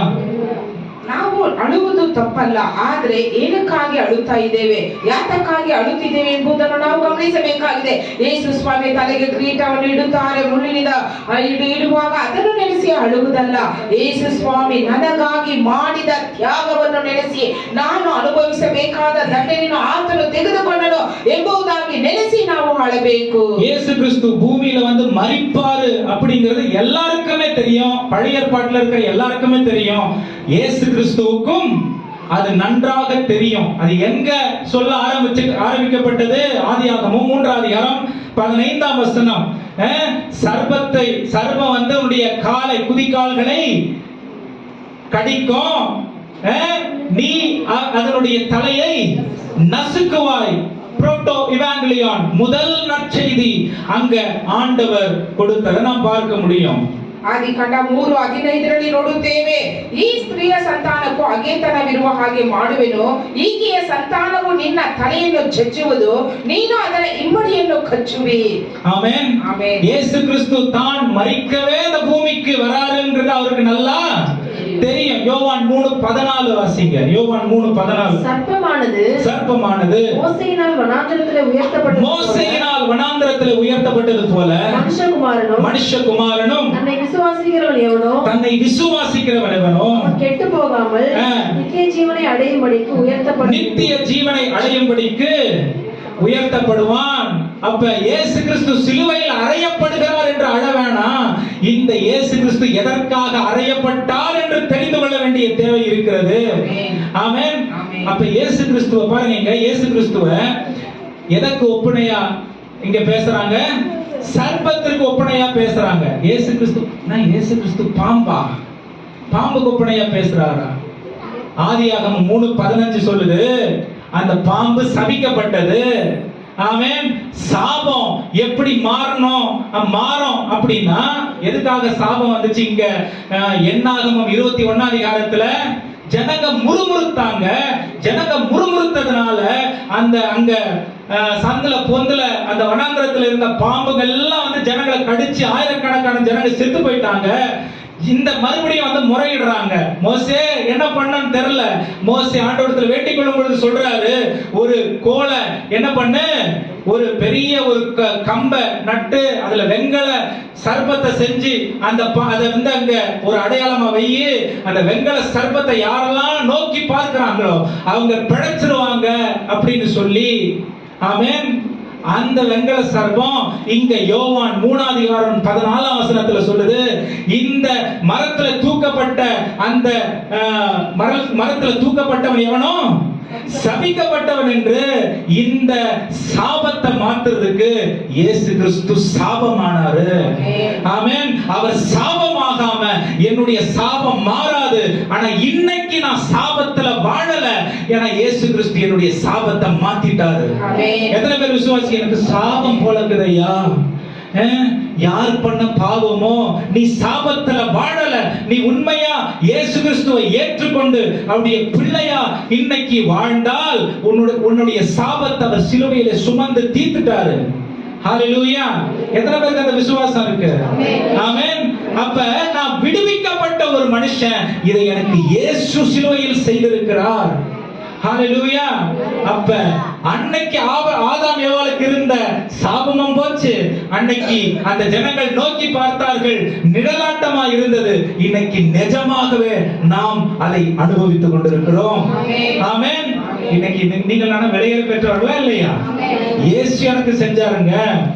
அதை நீ தெரிஞ்சுக்கிட்டு சந்தோஷத்தினால கண்ணீர் விடு, பரவாயில்ல. ஹalleluya. அது வெறும் எமோஷன்ஸ் அங்க வேணாம்ன்றார், நடாதன்றாரு. ಇಲ್ಲಿ ನೋಡುತ್ತೇವೆ, ಅರಣ್ಯಕಾಂಡ ಪುಸ್ತಕ 21ನೇ ಅಧ್ಯಾಯದಲ್ಲಿ ಇಸ್ರಾಯೇಲ್ ಜನರು ಮೋಶೆಗೆ ವಿರೋಧವಾಗಿ ದೇವರಿಗೆ ವಿರೋಧವಾಗಿ ಮಾತನಾಡುತ್ತಾರೆ. ಆಗ ದೇವರು ಅವರನ್ನು ಅನೇಕ ಜನರನ್ನು ಸಾಯಿಸಿ ಬಿಡುತ್ತಾರೆ. ಹಾವುಗಳನ್ನು ಕಚ್ಚಿ ಅವರನ್ನು ಬಹುದನ ಸತ್ತು ಹೋಗುತ್ತಾರೆ. ಆಗ ಅವರು ಹೇಳುತ್ತಾರೆ ಮೋಶೆಗೆ, ನೀನು ಒಂದು ತಾಮ್ರದ ಸರ್ಪದ ಆಕಾರದಲ್ಲಿ ಒಂದು ಧ್ವಜ ಸ್ತಂಭವನ್ನು ಮಾಡಿ ಅದರ ಮೇಲೆ ಇಡು. ಯಾರೆಲ್ಲಾದರೂ ಲಕ್ಷ್ಯವಿಟ್ಟು ನೋಡುತ್ತಾರೋ ಅವರೆಲ್ಲ ಬದುಕಿಕೊಳ್ಳುವರು ಎಂಬುದಾಗಿ ಯೋಹಾನ ಬರೆದ ಸುವಾರ್ತೆ 3ನೇ ಅಧ್ಯಾಯ 14-15ನೇ ವಚನದಲ್ಲಿ ಬರೆಯಲ್ಪಟ್ಟಿದೆ. ಜನರು ನೋಡಿ ಜೀವದಿಂದ ಉಳಿಯಬೇಕೆಂದು ಮೋಶೆಯು ಅಡವಿಯಲ್ಲಿ ಆ ಸರ್ಪವನ್ನು ಎತ್ತರದಲ್ಲಿಟ್ಟ ಹಾಗೆ ಮನುಷ್ಯ ಕುಮಾರನು ತನ್ನನ್ನು ನಂಬುವವರೆಲ್ಲರೂ ನಿತ್ಯ ಜೀವವನ್ನು ಪಡೆಯಬೇಕೆಂದು ಎತ್ತರದಲ್ಲಿ ಇಡಬೇಕು ಎಂಬುದಾಗಿ. ஆமென். இதுல இன்னொரு சத்தியமும் இருக்கு. ஆமென். முறுமுறுத்தவர்களுக்கு சாபம். ஆமென். அப்ப கிறிஸ்தவர்கள் எப்படி இருக்கணும் சொல்லுங்க? கிறிஸ்தவர்கள் எப்படி இருக்கணும்? முறுமுறுக்கிறவர்களா இருக்கக்கூடாது. குறை பேசுறவங்களா இருக்கக்கூடாது. எனக்கு ஒண்ணு இல்ல அப்படின்னு ஏழ்மையை பேசுறவங்களா இருக்கக்கூடாது. வெறுமைய பேசுறவங்களா இருக்கக்கூடாது. என்ன சொல்றதுங்க, மற்றவங்களோட நான் பெருசு, நானும் எல்லாரோட கீழே அப்படி என்ன பண்ணக்கூடாது, இருக்கக்கூடாது. ஏன்னா சிலுவையின் மூலமா ஆண்டவராகிய இயேசு கிறிஸ்து 3:15 சொல்லுது, நமக்கு நித்திய ஜீவனுக்கான வழியை ஏற்படுத்தி விட்டார். நித்திய ஜீவன் மேலான ஒன்று. அதாவது எனக்கு எல்லாமே உலகத்துல இருக்கு அப்படின்னு தெரிஞ்சவங்க குறைய பார்த்து பேசிட்டு இருக்கவே மாட்டாங்க. குறை பார்க்கறதுக்கு நேரம் இருக்காது. ஹalleluya. சிலுவையை பார்க்கிறவங்க குறை பார்க்க மாட்டாங்க. ஏன் என் குறை ஏற்கனவே இயேசுவின் மீது போச்சு. அவர் எனக்காக சாபமானதுனால என் சாபம் மாறுச்சு. என் சாபம் மாறினதுனால எனக்கு நித்திய ஜீவன் அவரால கிடைத்தது. ஹalleluya. இன்னைக்கு அந்த நித்திய ஜீவனுக்கான பிள்ளைகளா இங்க வாழ எனக்கு அவர் அனுமதி கொடுத்திருக்காரா இல்லையா? எப்படி வாழணும்ங்கறத நான் சொல்றேன் பின்னாடி. எப்படி வாழணும்ங்கறத 5 காரியம் இருக்கு, நான் சொல்றேன். ಇಸ್ರಾಯೇಲ್ ಜನರು ದೇವರ ಮಾತಿಗೆ ವಿಧೇಯರಾಗದೆ ಮೋಶೆಯ ಮೇಲೆ ಗುಣಗುಟ್ಟಿದ್ದರಿಂದ ಅವರೆಲ್ಲರೂ ಸತ್ತು ಹೋದರು. ಆದ್ದರಿಂದ ಗುಣಗುಟ್ಟುವವರಾಗಿರಬಾರದು, ತಪ್ಪಾಗಿ ಮಾತನಾಡುವಾಗಿರಬಾರದು, ನಾನೇ ಎಂಬ ಕಾರ್ಯವು ನಮ್ಮಲ್ಲಿ ಇರಬಾರದು. ಅದಕ್ಕಾಗಿ 15ನೇ ವಚನದಲ್ಲಿ ಹೇಳುತ್ತಾ ಹೇಳಿದ್ದಾರೆ, ಎಲ್ಲರೂ ನಮ್ಮವರೆಲ್ಲರೂ ನಿತ್ಯ ಜೀವವನ್ನು ಪಡೆಯಬೇಕೆಂದು ಎತ್ತರದಲ್ಲಿ ಇಡಲ್ಪಡಬೇಕು ಎಂಬುದಾಗಿ. ಹಾಗಾದ್ರೆ ಇಡಬೇಕು, ಆತನನ್ನು ದೃಷ್ಟಿಸಬೇಕಾದ್ರೆ 5 ವಿಷಯಗಳು ನಿಮಗೆ ಹೇಳುತ್ತೇವೆ. ஆமென். யோவான் 12ஆம் அதிகாரம் 23 24 வசனங்கள் வாசிங்க. ஏன் அழக்கூடாது? நமக்காக இயேசு கிறிஸ்துவுக்கு எல்லாம் தெரியும், இது நிறைவேறுதலுக்காக இருக்கிறது. வாசிங்க, இன்னொரு நிறைவேறுதல் என்னன்னு பார்க்கலாம். அப்பொழுது இயேசு அவர்களை நோக்கி, மனுஷகுமாரன் மகிமைப்படும்படியான வேளை வந்தது. மகிமைப்படும்படியான வேளை வந்தது. மெய்யாகவே மெய்யாகவே நான் உங்களுக்கு சொல்லுகிறேன், கோதுமை மணியானது நிலத்தில் விழுந்து சாகாவிட்டால், இது அவரை குறித்து சொல்லுகிற ஒரு காரியம். கோதுமை மணியானது நிலத்தில் விழுந்து சாகாவிட்டால் தனித்திருக்கும், செத்ததை ஆகில் மிகுந்த பலனை கொடுக்கும். ஆமென். பரலோக ராஜ்யத்தினுடைய புரிதல், விரிவாக்கம் ஜனங்களுக்கு ஒரு பக்கம் மாதிரி இருக்கு. இஸ்ரவேல் ஜனங்களை பார்த்து கிறிஸ்தவம் இப்படிதான் இருக்கணும்னு தப்பா புரிஞ்சுக்கிட்டு இருக்காங்க. பரிசேயர்களை பார்த்து கிறிஸ்தவம் இப்படிதான் இருக்கணும் தப்பா புரிஞ்சுக்கிட்டு இருக்காங்க. சதுசேயர்களை பார்த்து, யூதர்களை பார்த்து கிறிஸ்தவம் இப்படிதான் இருக்கணும் தப்பா புரிஞ்சுக்கிட்டு இருக்காங்க. இயேசு கிறிஸ்து வந்து கிறிஸ்தவம் இது இல்ல, உங்க ஆசீர்வாதம் உலகத்துக்கான ஆசீர்வாதம், ஆபிரகாமின் ஆசீர்வாதம் உலகத்துக்கான ஆசீர்வாதம், அது கிறிஸ்துவாலே பூரணமாய் நிறைவேறப்படுகிறது. இந்த பூரணமான நிறைவேறுதல் சிலுவையிலே உங்களுக்காக ஏற்கனவே நிறைவேறி ஆகிற்றுன்னு சொல்லி அவர் மரித்து, அவர்களாலே எங்களுக்கு தான் இதுல வச்சுக்கிட்டு இருந்தத முழு உலகத்துக்கும் கொடுத்துட்டாரு. ஹalleluya. முழு உலகத்துக்கான ஆசீர்வாதமா நீங்களும் நானும் இருக்கோங்க. ஹalleluya. இதெல்லாம் ஆண்டவர் மற்ற எல்லாருக்கும் நற்செய்தியாக அறிவிக்க வேண்டும் என்று உங்களையும் என்னையும் தெரிந்தெடுத்திருக்கிறார். ஆமென். சும்மா கிறிஸ்தவங்களாயிட்டு சர்ச்சுக்கு வந்துட்டு போயிருக்கிறதுக்காக நம்மள தெரிஞ்சுக்கல. ஆமென். இந்த நற்செய்தி உலகம் முழுவதும் அறியப்பட வேண்டிய ஒரு நற்செய்தி. அவர் மரித்தார், அதனால நாம் எல்லாரும் பரலோகத்திற்கு நித்திய ஜீவனுக்காக ஏற்கனவே தெரிந்தெடுக்கப்பட்டு விட்டோம் என்று வேதம் சொல்கிறது. யோಹಾನ ಬರೆದ ಸುವಾರ್ತೆ 12:23-24 ವಚನಗಳು. ಆಗ ಯೇಸು ಅವರಿಗೆ ಉತ್ತರ ಕೊಟ್ಟು ಹೇಳಿದನೆಂದರೆ, ಮನುಷ್ಯ ಕುಮಾರನು ತನ್ನ ಮಹಿಮೆಯ ಪದವಿಯನ್ನು ಹೊಂದುವ ಸಮಯ ಬಂದದೆ. ನಿಮಗೆ ನಿಜ ನಿಜವಾಗಿ ಹೇಳುತ್ತೇನೆ, ಗೋಧಿಯ ಕಾಳು ಭೂಮಿಯಲ್ಲಿ ಬಿದ್ದು ಸಾಯದಿದ್ದರೆ ಒಂದೇಯಾಗಿ ಉಳಿಯುವುದು, ಸತ್ತರೆ ಬಹಳ ಫಲ ಕೊಡುವುದು. ಹಾಗಾದ್ರೆ ಯೇಸು ಸ್ವಾಮಿಯನ್ನು ಕುರಿತು ಹೇಳುವಂತ ವಾಕ್ಯ, ಆತನು ನಮಗಾಗಿ ಎಲ್ಲರಿಗಾಗಿ ಆತನು ಶಿಲುಬೆ ಮೇಲೆ ಪ್ರಾಣ ಕೊಟ್ಟರು. ಅದನ್ನೇ ನಾವು ಸುವಾರ್ತೆಯಾಗಿ ಲೋಕದ ಕಟ್ಟಕಡೆಯವರೆಗೂ ಹೇಳಬೇಕೆಂಬುದಾಗಿ ದೇವರು ನಮಗೆ ಕಟ್ಟಳೆ ಕೊಟ್ಟಿದ್ದಾರೆ. இயேசு கிறிஸ்து யாருக்கான தெய்வம்? இயேசு கிறிஸ்து யாருக்கான ரட்சகர்? பக்கத்துல பார்த்து சொல்லுங்க, உலக ரட்சகர். உலக பாவங்களை சுமந்து தீர்த்த தேவாட்டுக்குட்டி அவர். ஆமென். ஹalleluya. அப்ப கிறிஸ்தவங்களுக்கு வேற ஆப்ஷனே கிடையாது. நான் ரட்சிக்கப்பட்டு சர்ச்சுக்கு போயிட்டு வந்துட்டேன், அது கூட ரொம்ப பரிதாபமா என்னமோ பெரிய 100 கிலோ மூட்டையை தலையில தூக்கிட்டு வர சர்ச்சுக்கு போனா இன்னைக்கு நீ வராது அந்த மாதிரி ஆளு. ஆமென். சர்ச்சுக்கு போனோம் இல்ல, சர்ச்சுக்கு போறது இவளுக்கு ஒரு துளி விஷயம். ஆமென். ஆனா உலகம் முழுவதும் இயேசுவை பிரதிநிதியாக முடிய வாழ்க்கையில வெளிப்படுத்தி வாழ்வது முக்கியமான ஒரு காரியம். அது சர்ச்சுக்கு வந்தாதான் அது என்ன சரியான வழி தெரியும், எல்லாம் தெரியாது. ஹalleluya. அவர் உங்களை அவரிலே காண்பிக்க வேண்டும் என்று விரும்புகிறார். ஆமென். அப்ப நீங்களும் அவரை உங்களில் காண்பிக்க வேண்டியது ஒரே ஒரு வழி, அவர்தான். ஆமென். அதுதான் ஆப்ஷன் கிறிஸ்தவர்களுக்கு. நான் கிறிஸ்தவனா இருக்கேன், என்னங்க எதுக்கு நான் கிறிஸ்தவனா இருக்கேன்? இயேசுவை என் மூலமாய் உலகத்திற்கு காண்பிக்கிறதுக்காக மட்டுமே நான் கிறிஸ்தவனா இருக்கிறேன். ஆமென். அப்ப கிறிஸ்து பாவத்திற்கு மரித்தார், நானும் பாவத்துக்கு மரிச்சிருவேன். கிறிஸ்து நீதிக்கு பிழைச்சார், நான் நீதிக்கு பிழைப்பேன். கிறிஸ்து பாவமற்றவராய் இருந்தார், நானும் பாவமற்றவராய் இருப்பேன். கிறிஸ்து பரிசுத்தம் உள்ளவராய் இருந்தார், நானும் பரிசுத்தம் உள்ளவனாய் இருப்பேன். கிறிஸ்து உலகம் எங்கும் நல்லதை செய்கிறவராய் சுற்றி திரிந்தார், அந்த நன்மையை செய்கிறவனாய் நானும் சுற்றி திரிவேன். ஹalleluya. இதுதான் கிறிஸ்தவங்களுடைய வெளிப்பாடு. சும்மா சர்ச்சு நான் சர்ச்சுக்கு வந்துட்டேன் போயிட்டேன் அப்படியே ரொம்ப குறைகளை வாழக்கூடாது. இயேசுவின் நாமத்துல ஒரு அல்லேலூயா சொல்லுங்க எல்லாரும். எத்தனை பேருக்கு புரியுது? புரியுறவங்க மட்டும் ஒரு அல்லேலூயா சத்தமா சொல்லுங்க. ಲೋಕದ ಪಾಪವನ್ನು ನಿವಾರಣೆ ಮಾಡುವುದಕ್ಕಾಗಿ ಯೇಸು ಸ್ವಾಮಿ ಈ ಲೋಕಕ್ಕೆ ಬಂದರು ಎಂಬುದಾಗಿ ನಾವೆಲ್ಲ ತಿಳಿದುಕೊಂಡಿದ್ದೇವೆ. ಆದ್ದರಿಂದ ಆತನು ತನ್ನ ರಕ್ತವನ್ನು ಸುರಿಸಿದ ಒಂದು ಕುರಿಮರಿಯಾಗಿ ಯೇಸು ಸ್ವಾಮಿ ನಮಗೆ ರಕ್ತವನ್ನು ಸುರಿಸಿದ್ದಾರೆ. ಲೋಕದ ರಕ್ಷಣೆಗಾಗಿ ಆತನು ಮಾಡಿದ್ದಾರೆ, ನಮಗಾಗಿ, ನಿಮಗಾಗಿ, ಲೋಕದ ಎಲ್ಲಾ ಜನರಿಗಾಗಿ. ಅದನ್ನು ನಾವು ತಿಳಿದುಕೊಳ್ಳಬೇಕು. ಆಮೆನ್. ಎಬ್ರಿಯರ 2:9 ವಾಸಿக்கலாம். ಇಬ್ರಿಯರಿಗೆ ಬರೆದ ಪತ್ರಿಕೆ 2ನೇ ಅಧ್ಯಾಯ 9ನೇ ವಚನ. என்றாலும் தேவனுடைய கிருபையினால் ஒவ்வொருவருக்காகவும் மரணத்தை ருசி பார்க்கும்படிக்கு தேவதூதரிலும் சற்று சிறியவராக்கப்பட்டிருந்த இயேசு மரணத்தை உத்தரித்ததின் நிமித்தம் மகிமையினாலும் கனத்தினாலும் முடிசூடப்பட்டதை காண்கிறோம். ஹல்லேலூயா, ஹல்லேலூயா, ஹல்லேலூயா, ஹல்லேலூயா. இதே மகிமையை உங்களுக்கும் எனக்கும் அவருடைய ரத்தம் சிந்துதலினாலே, மரணத்தினாலே, உயிர்த்தெழுதலினாலே கொடுத்திருக்கிற தேவனாய் இருக்கிறார். ஆமென். ஹல்லேலூயா, ஹல்லேலூயா. நம்மள எப்படி ஆண்டவர் படைச்சிருக்காரு? எப்படி படைச்சிருக்காரு? தேவ தூதர்களை விட சற்று சிறியவர்களாய் இருந்தாலும் நாம் தேவனுடைய பார்வைக்கு தேவனோடு உறவாடுவதற்காகவே படைக்கப்பட்டிருக்கிறோம் சொல்லி சங்கீதத்துல பார்க்கிறோம். இங்க இயேசு கிறிஸ்து மனிதனை வெளிப்படுத்துவதற்காக அவரை மனிதனாக பூமிக்கு வரவழைத்து, அவரே பூமிக்கு தன்னை மனிதனாக கொண்டு வந்து வான தூதர்களை விட சற்று சிறியவர்களாய் மாற்றி தன்னுடைய ஜீவனை கொடுத்தபடியினாலே அவர் எல்லாருக்குமான ஒரு கணத்திற்குரிய இடத்தை அவர் தேவனாலே அடைந்தார். நமக்கும் அந்த கணத்தை ஏற்படுத்தி இருக்கிறார். ஆமென். ஹல்லேலூயா.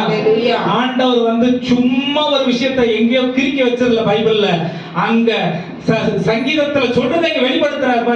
அங்க கேள்வி, இங்க பதில். ஆமென். வான தூதரை விட உன்னை சற்று சிறியவனாய் படைத்திருந்தாலும் அவர் நாம் அவருடையவர்களாய் இருக்கிறோம் என்று அவர் கவனத்தில் வைக்கிற தேவனாய் இருக்காரு. இங்க இயேசு கிறிஸ்து வான தூதரை விட சற்று சிறியவராய் அவரை மாற்றிக்கொண்டு மரணத்தை நமக்காக ருசி பார்த்தபடியினாலே நம்ம மரணத்தை அவர் எடுத்துக்கிட்டாரு. இந்த மரணம் சரீரத்தில் வர மரணம் மட்டும் இல்ல, பாவத்தினால் வந்த மரணம். இந்த பாவத்தினால் வந்த மரணத்தை அவர் நமக்காக எடுத்துக்கொண்டதனாலே நீதியில் வரும் ஜீவனை நமக்கு அவர் கொடுத்துட்டாரு. அப்ப கிறிஸ்தவங்க நீதியில ஜீவனோடு பூமியில வாழ்வதற்கு மட்டும்தான் அனுமதி. ஆமென். முதல்ல சொன்ன கிறிஸ்தவங்க குறை பேசக்கூடாது. ரெண்டாவது சொன்ன கிறிஸ்தவங்க வந்து ஏனோதானு வாழக்கூடாது. இப்ப சொன்ன நாம் மரணத்திலே, பாவத்தில் வருகிற மரணத்தை நாம் உடையவர்களாய் இல்ல, கிறிஸ்துவின் நீதியினால் வருகிற ஜீவனை உடையவர்களாய் இருக்கிறோம். ஹல்லேலூயா, ஆமென். எல்லா சத்தமா ஒரு ஹல்லேலூயா சொல்லுங்க பார்க்கலாம். ஹல்லேலூயா, ஆமென். ಆದರೂ ದೇವದೂತರಿಗಿಂತ ಸ್ವಲ್ಪ ಕಡಿಮೆಯಾಗಿ ಮಾಡಲ್ಪಟ್ಟ ಒಬ್ಬಾತನು, ಅಂದರೆ ಯೇಸುವು, ಪ್ರಭಾವವನ್ನು ಮಾನವನ್ನು ಕಿರೀಟವಾಗಿ ಹೊಂದಿರುವುದನ್ನು ನಾವು ನೋಡುತ್ತೇವೆ. ಮೃತಪಟ್ಟದರಿಂದಲೇ ಮಾನ ಪ್ರಭಾವಗಳನ್ನು ಹೊಂದಿದನು. ಆತನು ದೇವರ ಕೃಪೆಯಿಂದ ಎಲ್ಲರಿಗೋಸ್ಕರ ಮರಣವನ್ನು ಅನುಭವಿಸಲೇಬೇಕಾಗಿತ್ತು. ಮೊದಲನೇದಾಗಿ ಹೇಳಿದ್ರು, ನಾವು ಯಾರನ್ನು ಕೊರತೆಯಾಗಿ ಮಾತನಾಡಬಾರದು. ಎರಡನೇದಾಗಿ ನೋಡಬೇಕು, ನಮ್ಮನ್ನು ನಾವೇ ತೆಗೆಸಿಕೊಳ್ಳಬೇಕು, ಯಾರನ್ನು ಕುರಿತು ಹೇಳಬಾರದು. ಮೂರನೇದಾಗಿ ಯೇಸು ಕ್ರಿಸ್ತನ ಮರಣವು ನಾವು ನಿತ್ಯ ಜೀವವನ್ನು ಪಡೆಯಬೇಕೆಂಬುದಾಗಿ. ஹல்லேலூயா, ஹல்லேலூயா. லூக்கா 9ஆம் அதிகாரம் வாசிக்க வேணாம்.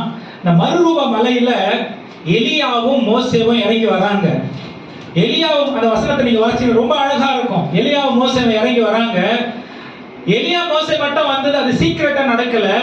மனிதர்கள், நர மனிதர்கள் கண்கள் காண பேதுரு இருந்தார், யாக்கோபு இருந்தாரு, யோவான் இருந்தாரு. இவங்க கண்களுக்கு முன்பாக ஆண்டவராக இயேசு கிறிஸ்து மறுரூபமாகிறார். ஆமென்.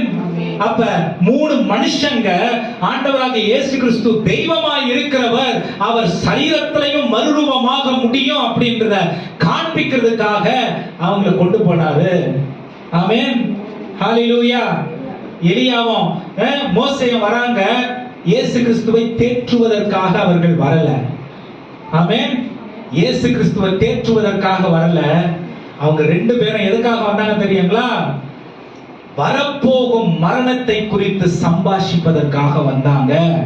அங்கதான் அதான் வசனம் சொல்லுது, அவர் இயேசு கிறிஸ்து மரித்து, அதாவது மரணத்திற்குள்ளே கடந்து போவதற்காக எப்படி அவர் கடந்து போக போகிறார் என்பதை சம்பாஷிக்கிறதுக்காக, பேசுறதுக்காக பரலோகத்திலிருந்து 2 பேர் இறங்கி வந்து இப்படிதான் இருக்கணும், இதைதான் ஆண்டவர் சித்தம் கொண்டிருக்கிறார், இதை தான் தேவன் நிர்ணயித்தார் என்பதை காண்பிக்கிறதுக்காக இந்த 2 பேர் இறங்கி வந்தாங்க. இத உயிரோடு இருக்கிற 2 பேரு 3 பேரு பாக்குறாங்க. பாக்குறவங்களுக்கு என்னது, இப்படியே இருந்தலாம், உணர்ச்சி. ஆமென். இந்த இப்படியே இருந்தலான்றவன் தான் கீழே போய் காதை வெட்டினா, இப்படியே இருந்தலான்றவன் தான் கீழே போயிட்டு அவர் யாருன்னே தெரியாது அப்படின்னு சொன்னான். சர்ச்சில் இயேசுவுக்காக வாழுறது ஈஸி. ஆமென். ஜெப கூட்டங்கள்ல இயேசுவை துதிப்பது, ஆராதிப்பது ஈஸி. ஆமென். பெரிய பெரிய இடங்கள்ல ஆண்டவர் பெரிய பெரிய ஊழியர்கள் வரும்பொழுது ஐயோ அம்மான்னு கதறி அழுறது ஈஸி. உலகத்துல இயேசுவுக்காக வாழ்றதுதான் தேவை. ஆமென். ஹல்லேலூயா. மறுரூப மலையில இயேசுவோடு இருக்கிறது ஈஸி. உலகத்துல வந்து இயேசுவுக்காக வாழ்வது கஷ்டம். ஆமென். ஆனா அப்புறம் மனம் திருப்பி இயேசுவுக்காக வாழ்ந்துட்டான். ஹல்லேலூயா. உங்களை என்னையும் பார்த்துதான் இயேசுவுக்காக ஜனங்க எப்படி ரட்சிக்கப்பட முடியும், எப்படி வாழ முடியும்னு உலகம் தெரிஞ்சுக்கும். ஹல்லேலூயா. ஆமென். எல்லாரும் வெளியே இருக்கிறவங்க மட்டும் சத்தமா ஒரு அல்லேலூயா சொல்லுங்க. இன்னும் கொஞ்சம் சத்தமா, சொல்லாதவங்க மட்டும் சொல்லுங்க பார்க்கலாம். ஆமென். கேக்குதுன்னு நினைக்கிறேன் இந்த வார்த்தை உங்களுக்கு. உலகம் இயேசுவை அறியலனா நீங்களும் நானும் மட்டும்தான் காரணம். உலகம் இயேசுவை அறிந்து கொள்வதற்கு உங்களை என்னை மட்டும்தான் தெரிஞ்சு எடுத்திருக்காரு. எப்படியாவது டிவியில அப்படியே இந்த கும்பல் கதையெல்லாம் சொல்லக்கூடாது. நான் இயேசுக்காக வாழ்ந்து இயேசுவை பிரதிபலித்து இயேசுவை அறிவிப்பது என் மேல் விழுந்த கடமை. இது வேதத்தின் கட்டளை. ஒவ்வொரு கிறிஸ்தவர்களும் இதை செய்யணும். ஆமென். வீட்டுல உட்கார்ந்து நீங்க காலையில இருந்து சாயந்தரம் வரைக்கும் ஆசீர்வாதம் சேனல் பார்க்கறதால உங்களுக்கு ஆசீர்வாதம் வராது. இயேசு அறிவிச்சாதான் ஆசீர்வாதம். ஹல்லேலூயா. அதான் வேதம் சொல்லுது. இயேசு கிறிஸ்து வானத்துல உட்கார்ந்துகிட்டு மரணத்தை மேஜிக் போல நிகழ்த்தல, பூமியில மனுஷனா இறங்கி வந்து சரீரத்துல பாடுபட்டு மரித்து தேவனுடைய சித்தத்தை நிறைவேற்றினார். அதனாலதான் அவருக்கு அந்த மகிமை. வீட்டுல உட்கார்ந்துகிட்டு இயேசுவை ஜனங்க அறிஞ்சுப்பாங்கன்னு கனவு காணாதீங்க. இது நீங்களும் நானும் செய்யாம ஆண்டவருக்கு வேற யாரும் செய்ய முடியாது. அதுக்காக நீங்க அதுக்காக ரட்சிக்கப்படல் நினைக்காதீங்க. இயேசுவை வெளிப்படுத்தவே ரட்சிக்கப்பட்டிருக்கிறோம். சர்ச்சில் வெளிப்படுத்தாதீங்க, பரவாயில்ல. நீங்க யாரும் எங்களுக்கு எல்லாம் நல்லா தெரியும். ஆமென். வெளியில போய் இயேசுக்காக வாழுங்க. ஆமென். வெளி ஜனம் எவ்வளவு சர்ச்சு உள்ள வருதோ உள்ள இருக்கிறவங்க எவ்வளவு இயேசுக்காக வெளியில வாழ்றீங்கன்னு தெரியும். ஆமென். கணக்கு இருக்கு. இதுதான் கணக்கு. ஹல்லேலூயா. ಲೂಕನ ಬರೆದ ಸುವಾರ್ತೆ 9ನೇ ಅಧ್ಯಾಯದಲ್ಲಿ 28ನೇ ವಚನದಲ್ಲಿ ಒಂದು ಸಂಭವ ಬರೆಯಲ್ಪಟ್ಟಿದೆ. ಯೇಸು ಸ್ವಾಮಿ 3 ಶಿಷ್ಯರನ್ನು ಕರೆದುಕೊಂಡು ಬೆಟ್ಟಕ್ಕೆ ಹೋಗುತ್ತಾರೆ ಪ್ರಾರ್ಥನೆ ಮಾಡುವುದಕ್ಕಾಗಿ. ಅಲ್ಲಿ ದೇವರ ಮಹಿಮೆಯು ಯೇಸು ಸ್ವಾಮಿಯನ್ನು ಮುಚ್ಚಿಕೊಳ್ಳುತ್ತದೆ. ಆಗ ಎಲಿಯನು ಮತ್ತು ಮೋಶೆಯು ವೈಭವದೊಡನೆ ಅಲ್ಲಿ ಕಾಣಿಸಿಕೊಳ್ಳುತ್ತಾರೆ. ಅದನ್ನು ಜೊತೆಯಲ್ಲಿದ್ದ ಶಿಷ್ಯರು ಪೇತ್ರನು ನೋಡುತ್ತಾರೆ. ಆದರೆ ನೋಡಿದ ತಕ್ಷಣ ಅನೇಕ ವಿಷಯಗಳನ್ನು ಹೇಳುವುದನ್ನು ನಾವು ಕಾಣುತ್ತೇವೆ. ಆದರೆ ಯೇಸು ಸ್ವಾಮಿ ಒಟ್ಟಿಗೆ ಬರುವಾಗ, ಯೇಸು ಸ್ವಾಮಿಯನ್ನು ಹಿಡಿಯುವುದು ಕೊಳ್ಳುವುದಕ್ಕಾಗಿ ಬರುವಾಗ ಕತ್ತಿ ಬಲಗಿವಿಯನ್ನು ಕತ್ತರಿಸಿದವನು ಈತನೇ. ಯೇಸು ಸ್ವಾಮಿ ನನ್ನ ಅಳಿಯನು ಎಂಬುದಾಗಿ ಹೇಳಿದಂತವನು ಪೇತ್ರನೇ. ಆದ್ದರಿಂದ ಮನೆಯಲ್ಲಿ ಕುಳಿತುಕೊಂಡು ನಾವು ಯೇಸು ಕ್ರಿಸ್ತನನ್ನು ಪ್ರಕಟಿಸಲು ಸಾಧ್ಯವಿಲ್ಲ. ಲೋಕದ ಎಲ್ಲಾ ಪಾಪಗಳನ್ನು ಹೊತ್ತುಕೊಂಡಂತ ಯೇಸು ಸ್ವಾಮಿ ಶಿಲುಬೆಯಲ್ಲಿ ತನ್ನ ಪ್ರಾಣವನ್ನು ಕೊಟ್ಟಂತ ದೇವರು, ನನಗಾಗಿ ನಿಮಗಾಗಿ ತನ್ನ ಜೀವಿತವನ್ನು ಒಪ್ಪಿಸಿದಂತ ದೇವರನ್ನು ಕುರಿತು ನಾವು ಲೋಕದ ಎಲ್ಲಾ ಕಡೆಗೂ ಪ್ರಕಟಿಸಬೇಕೆಂಬುದೇ ದೇವರ ಸುವಾರ್ತೆಯಾಗಿದೆ. ஹல்லேலூயா. ஹல்லேலூயா. எல்லா தீர்க்கதரிசிகளை விட மேலான தீர்க்கதரிசி இயேசு கிறிஸ்து. ஆமென். ஆமென். ஆமென். ஆனா ஏன் மோசேய அவனுடைய 10 கற்பனைய யோவான் 3ஆம் அதிகாரம் 14-15ல கனப்படுத்தணும்? ஏன் சொல்லணும்? அவருடைய ஊழியக்காரர்கள் அவர் கனப்படுத்துகிற தேவனா இருக்காரு. ஆமென். இயேசு கிறிஸ்து இந்த வேலையை செய்யும் பொழுது விசுவாசிகளுக்கு என்ன கஷ்டம்? ஆமென். இயேசு கிறிஸ்து எதையும் என்ன பண்றது இல்ல, பைபாஸ் பண்ணுகிற தேவன், ஷார்ட்கட் தேடுகிற தேவன் இல்ல. எத்தனை பேர் புரியுது நான் சொல்றது? ஆமென். நான் அதிகமா ஜெபம் பண்றதுனால, அதிகமா வேதம் வாசிக்கிறதுனால நான் எல்லாரை விட மேலானவன் என்று நான் என்னை எண்ணிவிட முடியாது. ஹalleluya. வேதவசனம் என்ன சொல்லுது? 11:11 மத்தேயு 11:11 என்ன சொல்லுது? ஸ்திரீகளில் பிறந்த எல்லாரை பார்க்கிலும் யோவான் ஸ்நானகன் பெரியவன் என்று எழுதப்பட்டிருக்கிறது.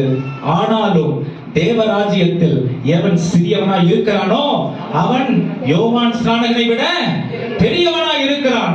ஏன்? அவன் கிறிஸ்து கீழ்ப்படிந்த அந்த கீழ்ப்படிதலை கடைபிடிக்கிறவனாய் இருக்கிறான். இயேசு பழைய ஏற்பாட்டு எல்லா காரியங்களையும் அழிக்க வரல, நிறைவேற்ற வந்திருக்கார். ஆமென். நான் பரிசுத்த ஆவியானவரால் நடத்தப்படுறேன். ஆண்டவர் சொல்றாரு, என்ன சொல்றாரு? இயேசு கிறிஸ்துவே வசனத்தை கடைபிடிக்கும் பொழுது எனக்கு மட்டும் என்ன சொல்லிடுவார் ஆண்டவர்? ஆமென். வசனத்தை கவனத்தோடு கைக்கொள்ள வேண்டிய தேவை இருக்கு. அந்த ஒரு இடத்துல அதை காண்பித்தனா, இரண்டாவது ஒரு முக்கியமான ஒரு இடம், மோசே வராரு, இவர் வராரு, எலியா வராரு வானத்திலிருந்து. இயேசு மனுஷனாய் இருந்தபடியினால், மறுரூபமாக்கப்பட்டவராய் இருந்தாலும் அவர்களோடு அவருடைய மரணத்தை ஆலோசித்தார். ஆமென். இந்த மனுஷனா இருக்கிற வரைக்கும் எனக்கு ஆவிக்குரிய தகப்பன் தேவை. எனக்கு அடையாளம் என்று சொல்வதற்கு ஒரு தேவ ஆலயம் தேவை. நான் எவ்வளவு பெரிய ஆளா இருந்தாலும் சரி. ஹalleluya. அப்ப நம்ம இஷ்டத்துக்காக வாழ்றதுக்காக இயேசு நம்மளை ரட்சிக்கல. அவருடைய குடும்பத்துல நாம் பாதுகாக்கப்படுவதற்காக அவர் வைத்திருக்கிற ஆளுகையிலே நம்மை இணைத்திருக்கிறார். ஆமென். இது ரொம்ப பெரிய ஒரு சத்தியம். நான் ரொம்ப லேட்டா புரிஞ்சுக்கிட்டேன் வாழ்க்கையில. ஆமென். ரொம்ப பெரிய ஒரு ಸತ್ಯಂ. ಮತ್ತಾಯನು ಬರೆದ ಸುವಾರ್ತೆ 11:11ರಲ್ಲಿ ನೋಡುತ್ತೇವೆ, ಆ ಸ್ತ್ರೀಯರಲ್ಲಿ ಹುಟ್ಟಿದವರೊಳಗೆ ಸ್ನಾನಿಕನಾದ ಯೋಹಾನನಿಗಿಂತ ದೊಡ್ಡವನು ಎದ್ದಿಲ್ಲ, ಆದರೂ ಪರಲೋಕ ರಾಜ್ಯದಲ್ಲಿರುವ ಚಿಕ್ಕವನು ಅವನಿಗಿಂತಲೂ ದೊಡ್ಡವನೆಂದು ನಿಮಗೆ ಸತ್ಯವಾಗಿ ಹೇಳುತ್ತೇನೆ ಎಂಬುದಾಗಿ. ಹಾಗಾದರೆ ಯೇಸು ಸ್ವಾಮಿ ಎಲ್ಲರಿಗಿಂತ ದೊಡ್ಡವರಾಗಿದ್ದಾರೆ. ಆತನು ಪರಲೋಕವನ್ನು ಈ ಭೂಮಿಗೆ ಬಿಟ್ಟು ಭೂಮಿಗೆ ಬಂದದ್ದು ದೇವರ ಚಿತ್ತವನ್ನು ನೆರವೇರಿಸುವುದು. ದೇವರ ವಾಕ್ಯಗಳನ್ನು ಕೈಗೊಂಡಂತ ದೇವರಾಗಿರುವಾಗ ನಾವು ದೇವರ ವಾಕ್ಯಗಳನ್ನು ಓದುವುದು ಕೇಳುವುದು ಮಾತ್ರವಲ್ಲ, ಆತನ ಚಿತ್ತಕ್ಕೆ ಒಪ್ಪಿಸಿಕೊಳ್ಳುವವರಾಗಿರಬೇಕು. ಎಲಿಯನು ಮೋಶೆಗೆ ಇಳಿದು ಬರುವಾಗ ದೇವರ ಆ ಒಂದು ಕಾರ್ಯವನ್ನು ನೋಡುವಾಗ ಯೇಸು ಕ್ರಿಸ್ತನ ಮರಣವನ್ನು ಕುರಿತು ಚರ್ಚಿಸಿದರು ಎಂಬುದಾಗಿ ನೋಡುತ್ತೇವೆ. கபாலின் ஒரு தம்பிய போன வாரத்துல நான் சந்திச்சேன். கபாலின் ஒரு தம்பி. ரெண்டாவது கதை, முதல் கதை சொன்னல, இது கொஞ்சம் கவனத்துல கொள்ள வேண்டிய கதை. அது விளையாட்டுக்காக சொன்னேன். கபாலின் ஒரு தம்பிய சந்திச்சேன். இவன் எங்க பெரியப்பா இறந்துட்டார் போன வாரத்துல. அவருடைய சபையில சின்ன குழந்தையில இருந்து வளர்ந்த ஒரு தம்பி. சொல்லுங்க, கனடால தெரியும் ಜನங்களுக்கு. ಈಗ ಎರಡನೇ ವಿಷಯವಾಗಿ ನಮ್ಮ ಬೋಧಕರು ಹೇಳುವಂತದ್ದು, ನಮ್ಮ ಬೋಧಕರ ಅವರ ದೊಡ್ಡಪ್ಪ ತೀರಿಕೊಂಡು ಹೋದಾಗ ಅಲ್ಲಿ ಒಬ್ಬ ಕಪಾಲಿ ಎಂಬ ಒಬ್ಬ ಸಹೋದರನನ್ನು ನೋಡಿದರು. ಚಿಕ್ಕ ವಯಸ್ಸಿನಿಂದ ಸಭೆಯಲ್ಲಿ ಇದ್ದಂತ ಒಂದು ಮನುಷ್ಯ ஆலயத்திலே வளர்ந்து என்ன சொல்றதுங்க, அவன் செய்யாத வேலையே இல்லை. அன்னைக்கு 3 வயசு 4 வயசு 5 வயசு எத்தனையோ வயசுல சர்ச்சில் இருந்து வளர்ந்து அன்னைக்கு எப்படி இருந்தானோ இன்னைக்கும் கல்யாணம் ஆகி குழந்தை இல்லை, ஜெபம் பண்ணிட்டு இருக்கோம். கல்யாணம் ஆகி அரசியல்ல ஒரு பெரிய ஸ்தானத்துல இருக்கிறான். அவன் சொல்றான், அண்ணா எனக்கு ஒரு 1000 பேர் வணக்கம் வைப்பாங்கண்ணா, நான் வெளியே போனா எனக்கு ஒரு 1000 பேர் வணக்கம் வைப்பாங்க, அது எனக்கு பெருமை இல்லை. காபிரியல் ஐயா வீட்டுல இருக்கிற எல்லாருக்கும் கால் கழுவுதான் எனக்கு பெருமை. யார் சொல்றது? கொஞ்ச நாளைக்கு முன்னாடி ரட்சிக்கப்பட்ட கபாலி சொல்றான். அவன் பேர் அண்ணாதோர. கபாலி சொல்றான், என்னது 1000 பேர் எனக்கு வணக்கம் வைப்பாங்க, ரூலிங் பார்ட்டில நான் ஒரு முக்கியமான அரசியல்ல இருக்கேன், நேரடியா இந்த மினிஸ்டர் கிட்ட என்னால தொடர்பு கொள்ள முடியும். அப்படிப்பட்ட நானு, அது எனக்கு பெருமை இல்ல. காபிரியல் ஐயா வீட்டை சுத்தி கழுவுறது, ஏன்னா எனக்கு பரலோகத்துக்கான நித்திய ஜீவனுக்காக வழியை காட்டினவங்க அவங்க. ஆமென். இன்னைக்கு சர்ச்சில் வாங்க, வாங்க அப்படின்னா ஐயோ சரி விடுங்க, இது கூட நான் போனேன் கோவம் வந்துடும். உண்மையாக அரசியல்ல பெரிய ஆள் 1000 பேர் வணக்கம் வைக்கிறாங்க. என்கிட்ட ரெக்கார்டிங் இருக்கு. நான் பெங்களூர்ல இருந்து இங்க இருந்து நான் போன உடனே ஐயா வந்து நான் இங்க வீட்டுல விட்டுட்டு போறேன், எனக்கு ஃபோன் பண்றான். உங்க டைம் நான் எடுத்துட்டேன்னு நினைக்காதீங்க, நான் இது ரொம்ப சந்தோஷமா இருந்தது எனக்கு, நான் பேசணும்னு சொல்லிட்டு கிட்டத்தட்ட 3/4 மணி நேரம் பேசுறான். அண்ணா இதுதான் எனக்கு வந்து பாக்கியம். காபிரியல் ஐயானால, ஜான் பீட்டர் ஐயா, சந்திரசேகர் ஐயா, எல்லா குடும்பமும் எனக்கு இவ்வளவு பெரிய ஒரு ஆவிக்குரிய குடும்பத்தை ஆண்டவர் கொடுத்துட்டாரு. அவன் பேசும்போது அவ்வளவு ஒரு ஆர்வம், அவ்வளவு ஒரு சந்தோஷம் இருக்குங்க. இன்னைக்கு பக்கத்துல பார்த்து நீங்க கேட்க வேணாம், உங்களுக்குள்ள இருக்கிறவங்க மனசாட்சி கேளுங்க. நான் எல்லாரோடையும் சமரசமா சமாதானத்தோட, என் குடும்பம் இது பெத்தேல் சர்ச்சு, என் வீடு இது, என் சகோதர சகோதரிகள், என்னுடைய விசுவாசிங்கன்னு என்ன சொல்றது, ஏன் ஆவிக்குரிய குடும்பம்ன்ற அந்த அந்த ஒரு ஒரு பேரானந்தம் இருக்கா நமக்கு. ஆமென். இன்னைக்கு வரணும். இது வராம போனா இயேசு கிறிஸ்துனுடைய மரணத்துக்கு அர்த்தம், இயேசு கிறிஸ்துனுடைய ரத்தம் சிந்துதலுக்கு அர்த்தம் இல்லை. இயேசு கிறிஸ்துனுடைய ஜீவனுக்கு நான் அந்த அந்த அந்த மரணத்தை நான் இன்னும் சரியா புரிஞ்சுக்கலன்னு அர்த்தம், சரியா ரட்சிக்கப்படலன்னு அர்த்தம். உலகத்தானுடைய காரியம் என்னில காணப்படுதுன்னா இன்னும் நான் சரியா ரட்சிக்கப்படலன்னு அர்த்தம். ஏன்னா வேதம் சொல்லிக் கொடுக்கிற கிறிஸ்தவம் வேற, உலகம் சொல்லிக் கொடுக்கிற கிறிஸ்தவம் வேற. ஆமென். வேதம் சொல்லிக் கொடுக்கிற கிறிஸ்தவம், இயேசு கிறிஸ்து தெய்வமா இருந்திருக்க சொல்லி இருக்கலாம். காலை கழுவுற, டேய் பேதுரு தூக்கட காலை அப்படின்னு சொல்லி நின்னுகிட்டே அவர் காலை கழுவி இருக்கலாம். முடியுமா? முடியாதா? நான் உட்கார்ந்துக்கிறேன் ஒரு இடத்துல, நீ வந்து இன்னொரு உயரமா போடு, நான் கழுவுறேன் அப்படின்னு சொல்லி இருக்கலாம்.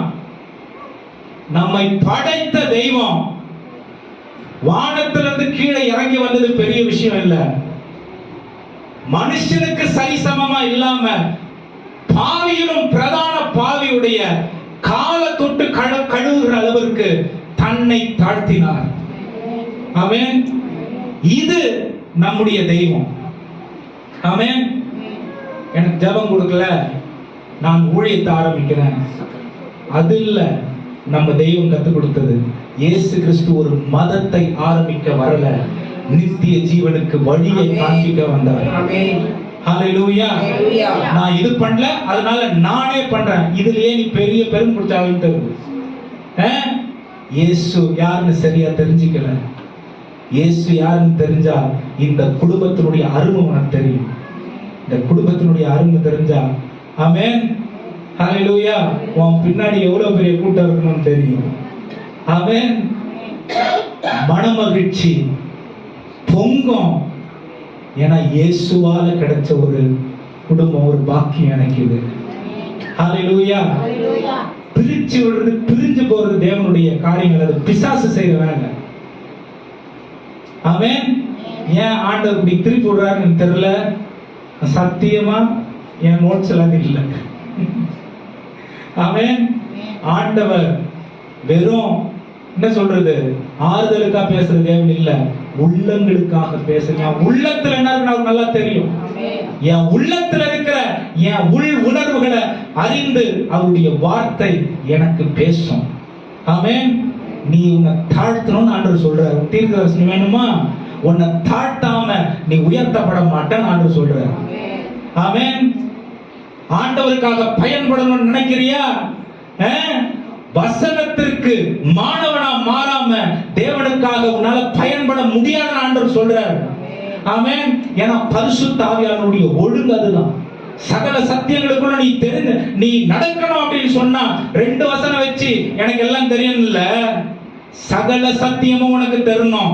அது தெரிஞ்சிருந்தாலும் ஆண்டவருடைய ஆளுக கரம் உன் மீது அமர்ந்திருந்தா மட்டும்தான் அவரால் நீ பயன்படுத்தப்பட முடியும். ஆமென். என்ன இப்படி பேசுறாரு நினைக்காதீங்க. உங்களை எல்லாரையும் ஆண்டவர் ஆசாரியர்களா, ராஜாக்களா அழைத்திருக்கிறாரு. ஆனா அதற்கான தகுதி இதுதான். ஆமென். என் ஆசை எல்லாரும் பிரசங்கம் பண்ணணும், எல்லாரும் எழும்பி என்ன சொல்றது, ஆண்டவருக்காக பயங்கரமா வரங்களாலும் வல்லமைகளாலும் பயன்படுத்தப்படணும். உலகம் பெத்தேல் சர்ச் விசுவாசி இப்படின்னு அறிஞ்சுக்கணும். ஆமென். ஆனா உன் கால் நிலத்துல நிக்கணும். ஹalleluya. அது குடும்பத்தோட வேரூன்றி நிற்கிற ஒரு காரியம். ஒருவேளை குடும்ப ஐக்கிய ஆராதனைக்கு அந்த பாஸ்டர் அதான் பேச வர தெரியல எனக்கு. ஏன்னா இயேசு கிறிஸ்துவனுடைய ரத்தம் 100 இயேசு கிறிஸ்து வந்த ரத்தம் சிந்தல, ஒரே இயேசு கிறிஸ்து ஒரே குடும்பத்தில் இணைக்கிறதுக்கு ஒரே தரம் எல்லாருக்காகவும் ரத்தம் சிந்தினார். ஹalleluya. இயேசு கிறிஸ்துவுக்கு ஒரே ஒரு சுபாவம், ஒரே குணாதிசயம், ஒரே தன்மை, ஒரே அடையாளம், ஒரே சாயல். ஆமென். நமக்கும் அதுதான் இருக்கணும். ஹalleluya. நமக்கு அதுதான் இருக்கணும். ಅವತ್ತು ಕವಾಲಿ ಸಹೋದರರು ಹೇಳಿದ್ರು, ನಾನು ಸರ್ಕಾರದ ಕೆಲಸದಲ್ಲಿ ಇದ್ದೇನೆ, ಒಂದು ದಿನಕ್ಕೆ 1000 ಜನರು ನನಗೆ ನಮಸ್ಕಾರ ಮಾಡುತ್ತಾರೆ, ಅದರಲ್ಲಿ ನನಗೆ ತೃಪ್ತಿ ಇಲ್ಲ. ಗಾಬ್ರಿಯೇಲಯ್ಯ ಮನೆಯಲ್ಲಿ ಹೋಗಿ ಅಲ್ಲಿ ತುಳಿಯುವುದು ಅವರೊಟ್ಟಿಗೆ ಇರುವುದು, ಯಾಕೆಂದ್ರೆ ನನಗೆ ನಿತ್ಯ ಜೀವಕ್ಕೆ ಮಾರ್ಗವನ್ನು ತೋರಿಸಿದಂತವರು ಅವರಲ್ಲಿ ಇರುವುದು ನನಗೆ ಸಂತೋಷ ಎಂಬುದಾಗಿ ನಮ್ಮ ಸಭೆಯ ಜನರಿಗೆ ಹೇಳುವಂತದ್ದೇನೆಂದ್ರೆ, ನಮಗೆ ಹೆಮ್ಮೆಯೂ ಬೇಡ, ನನಗೆ ಇದು ಕೊಡಲಿಲ್ಲ ಅದು ಕೊಡಲಿಲ್ಲ ಎಂಬುದಾಗಿ ನಾನು ಆ ಸಭೆಗೆ ಹೋಗುತ್ತೇನಲ್ಲ. ಯೇಸು ಕ್ರಿಸ್ತನು ಒಬ್ಬನೇ ದೇವರು, ಅಂತೂ ಯೇಸು ಕ್ರಿಸ್ತನು ಇಲ್ಲ, ಒಬ್ಬನೇ ದೇವರು ನಮಗಾಗಿ ರಕ್ತವನ್ನು ಸುರಿಸಿದರು, ಆದ್ದರಿಂದ ಆತನಲ್ಲಿ ನೆಲೆಯಾಗಿರಬೇಕು ಎಂಬುದಾಗಿ. ஹalleluya. ஹalleluya. சொல்லுங்க ஹalleluya. ஹalleluya. ஏன் எனக்காக அழாதன்னு ஆண்டவர் சொல்றாரு? நான் 5 நிமிஷத்துல முடிச்சிருவேன். ஏன் எனக்காக அழாதன்னு ஆண்டவர் சொல்றாரு தெரியுமா? இந்த சிலுவை நிமித்தமா தான் தேவன் மகிமைப்படுவதற்கு வழி வைத்திருக்கிறார் என்று அவர் அறிந்திருந்தார். யோவான் 12 அதிகாரம் 24 இருந்து 28 வரைக்கும் வாசிச்சு பாருங்க. 28ஆம் வசனம் வாசிங்க. யோவான் 12 அதிகாரம் 28. யோவான் ಬರೆದ ಸುವಾರ್ತೆ 12ನೇ ಅಧ್ಯಾಯ 28ನೇ ವಚನ. பிதாவே, உமது நாமத்தை மகிமைப்படுத்தும் என்றார். உம்முடைய நாமத்தை மகிமைப்படுத்தும் என்றார். அப்பொழுது மகிமைப்படுத்தினேன். பாருங்க, ஆண்டவராகிய தேவன் இதுக்கு பதில் சொல்றாரு. என்ன சொல்றாரு? அப்பொழுது நான் மகிமைப்படுத்தினேன், இன்னும் மகிமைப்படுத்துவேன் என்று சொன்னார். இந்த சத்தம் வானத்திலிருந்து உண்டாயிற்று. ஹalleluya. ஹalleluya. இது எப்ப சொல்றாரு? வேலை வந்துருச்சு ஆண்டவரே அப்படின்னு சொல்லும் பொழுது ஆண்டவராகிய தேவன் வானத்திலிருந்து சொல்றார், நான் மகிமைப்படுத்துவேன்பா, இன்னும் மகிமைப்படுத்துவேன், மகிமைப்படுத்திட்டேன், இன்னும் மகிமைப்படுத்துவேன். ஹalleluya. கிறிஸ்துவுக்காக வாழ்ந்து ஒன்லி சண்டே நோ, ஒன்லி பண்டிகை இல்ல, டெய்லி ஒவ்வொரு செகண்ட். ஆமென். கிறிஸ்துவுக்காக நீங்க ஒண்ண வாழ முடியாது. ஹalleluya. கிறிஸ்துவுக்காக நீங்க ஒண்ணும் செய்ய முடியாது, நானும் ஒண்ணும் செய்ய முடியாது. ஆமென். ஆனா கிறிஸ்துவை என் வாழ்க்கைக்கு பூரணமா அனுமதிச்சா, என்ன கொண்டு எனக்குள்ள இருந்து அவர் வெளிப்படுத்தும் பொழுது, அவர் எனக்குள்ள இருந்து செயல்படும் பொழுது நான் வெளிப்பட மாட்டேன், அவர் என்னில வெளிப்படுவார். ஆமென். இதுதான் கிறிஸ்தவர்களுக்கு தேவன் எதிர்பார்க்கிற ஒரு வழி. கிறிஸ்துவுக்காக நான் வாழ முடியாது, கிறிஸ்துவுக்காக நான் இவ்வளவு தியாகம் ஒன்னும் தியாகம் பண்ண முடியாது.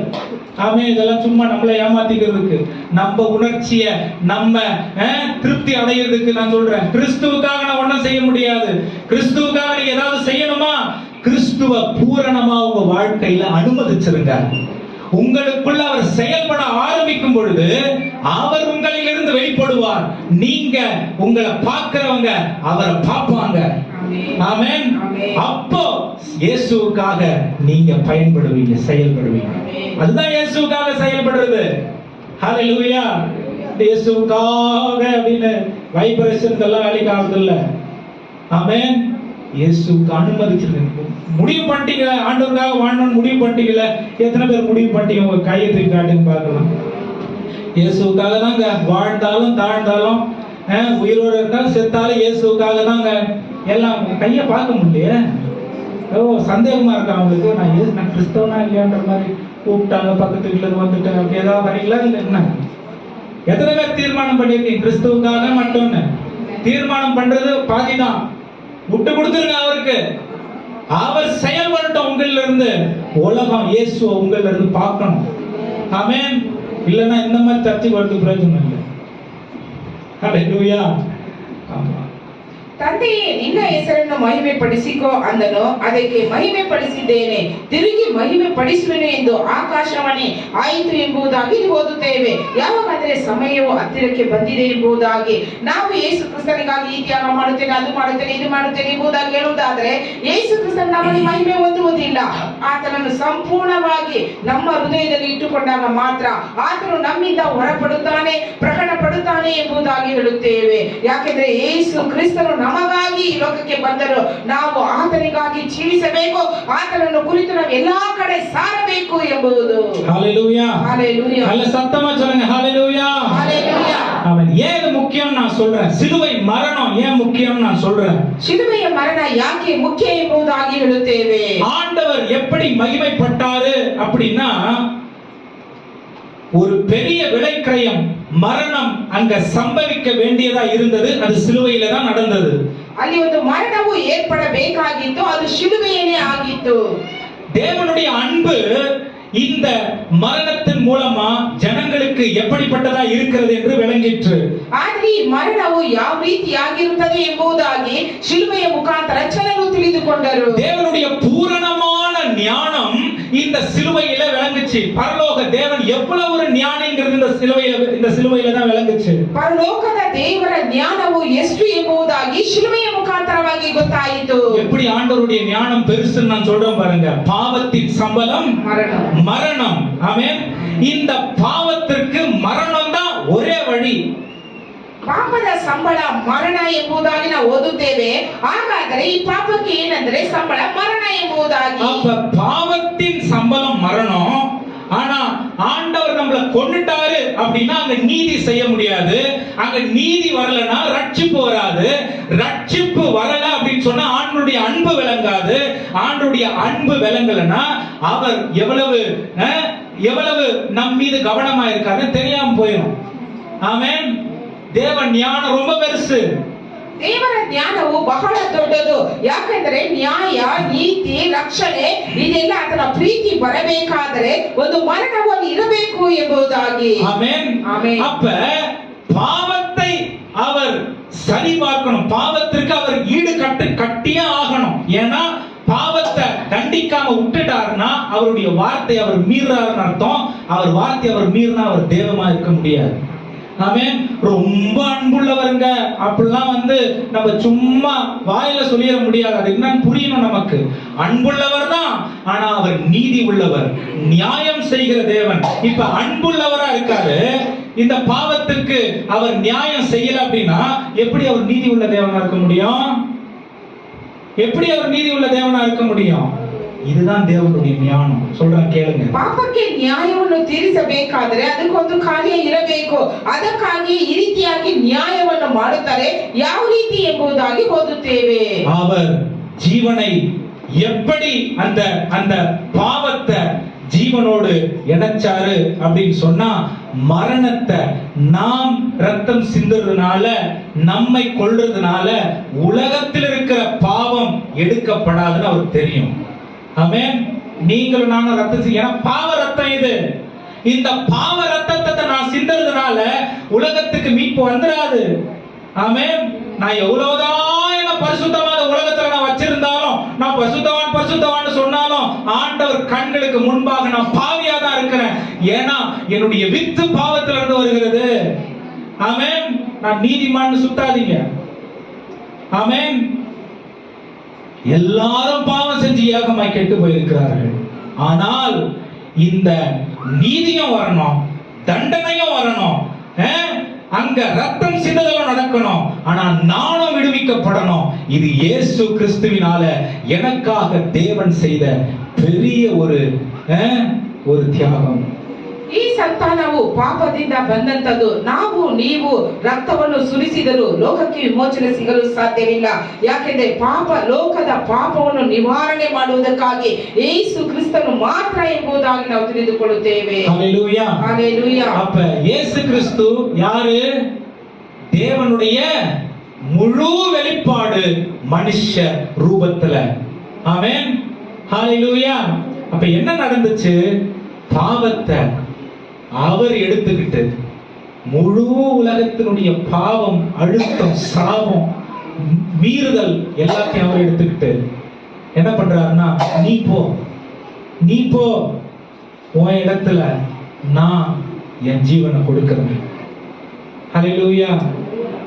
யாருங்க செய்வாங்க இந்த உலகத்துல? யாரு செய்வாங்க இந்த உலகத்துல? ஒரு மனுஷனும் செய்ய முடியாது. ஆமென். ஹல்லேலூயா. உலகத்துல காண்கிற எதுவும் இந்த விஷயத்தை செய்ய முடியாது. நீ போ, உன் இடத்தை நான் எடுத்துக்கிறேன் அப்படின்னு சொல்லிட்டு. இந்த இடம் எப்படிப்பட்ட இடம் தெரியுமா? பைபிள் என்ன சொல்லுதுன்னா, அவர் பார்க்கத்தக்க ரூபம் இல்லாதவராய் இருந்தார், அலங்கோலமா மாறினாராம்.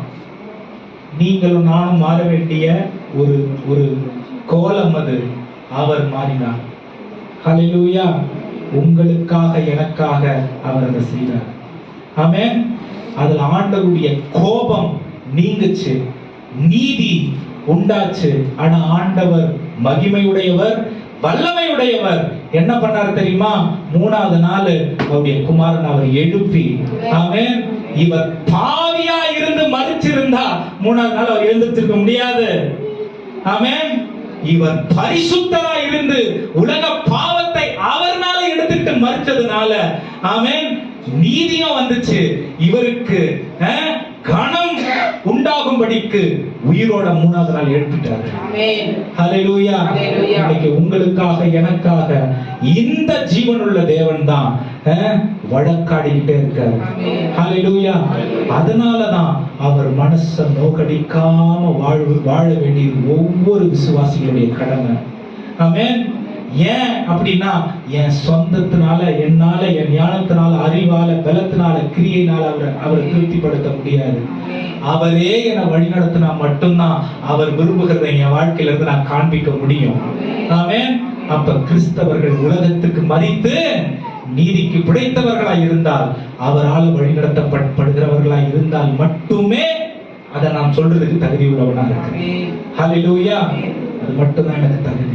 ದೇವರು ತನ್ನ ಒಬ್ಬನೇ ಮಗನನ್ನು ಈ ಲೋಕಕ್ಕೆ ಕಳಿಸಿಕೊಟ್ಟರು. ಯಾಕೆಂದ್ರೆ ಲೋಕದ ಎಲ್ಲಾ ಜನರ ಪಾಪಗಳನ್ನು, ಶಾಪಗಳನ್ನು, ದ್ರೋಹಗಳನ್ನು ಎಲ್ಲ ಹೊತ್ತುಕೊಂಡು ಶಿಲುಬೆಯ ಮೇಲೆ ತನ್ನ ಪ್ರಾಣವನ್ನು ಕೊಟ್ಟು ಮೂರನೇ ದಿನದಲ್ಲಿ ಜೀವಿತನಾಗಿ ಎದ್ದನು ಎಂಬುದಾಗಿ. ಹಾಗಾದರೆ ನಾವು ಯೇಸು ಕ್ರಿಸ್ತನನ್ನು ನಿಜವಾಗಿ ನಂಬುವುದಾದರೆ, ಸ್ವೀಕರಿಸುವುದಾದರೆ, ನಮ್ಮ ಜೀವಿತವನ್ನು ಆತನಿಗೆ ಕೊಟ್ಟು ಆತನಲ್ಲಿ ನಾವು ಇರುವುದಾದರೆ ಮಾತ್ರ ಯೇಸು ಕ್ರಿಸ್ತನನ್ನು ನಾವು ಪ್ರಕಟಪಡಿಸಲು ಸಾಧ್ಯ ಎಂಬುದಾಗಿ ಆತನು ಪ್ರತಿನಿತ್ಯ ನಮಗಾಗಿ ದೇವರ ಬಳಿಗೆ ವಿಜ್ಞಾಪನೆಗಳನ್ನು ಮಾಡುತ್ತಾ, ವ್ಯಾಜ ಮಾಡುತ್ತಾ ನಮಗಾಗಿ ಆತನು ಪ್ರಲಾಪಿಸುವುದನ್ನು ನಾವು ಕಾಣುತ್ತೇವೆ.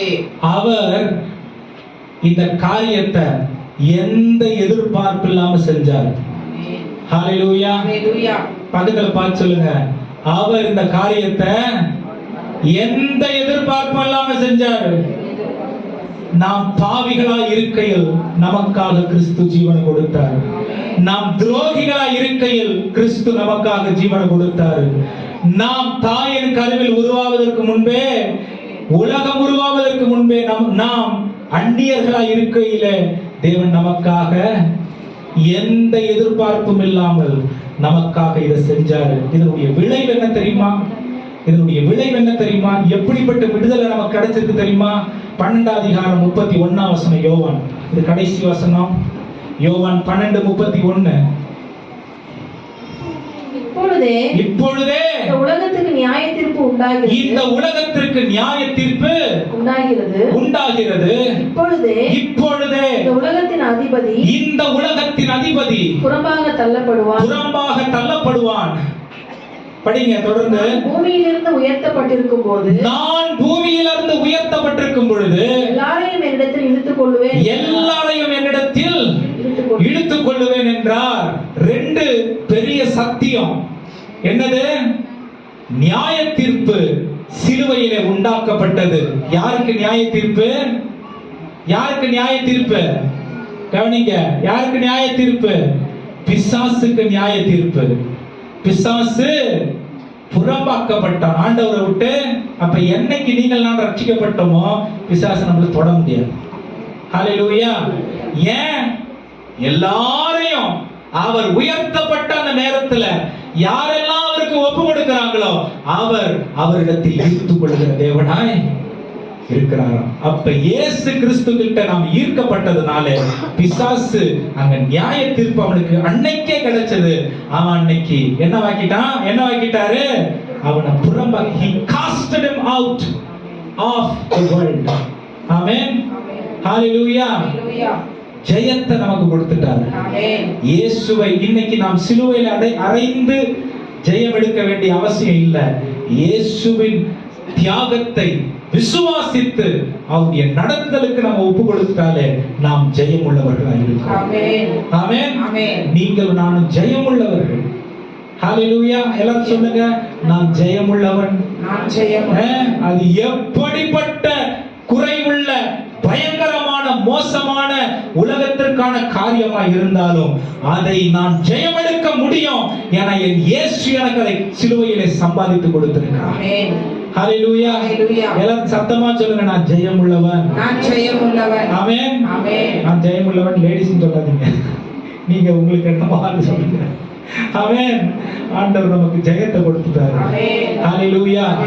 சிலுவையில தான் இது நடந்தது. ஹalleluya. சிலுவையில இது நடந்தது.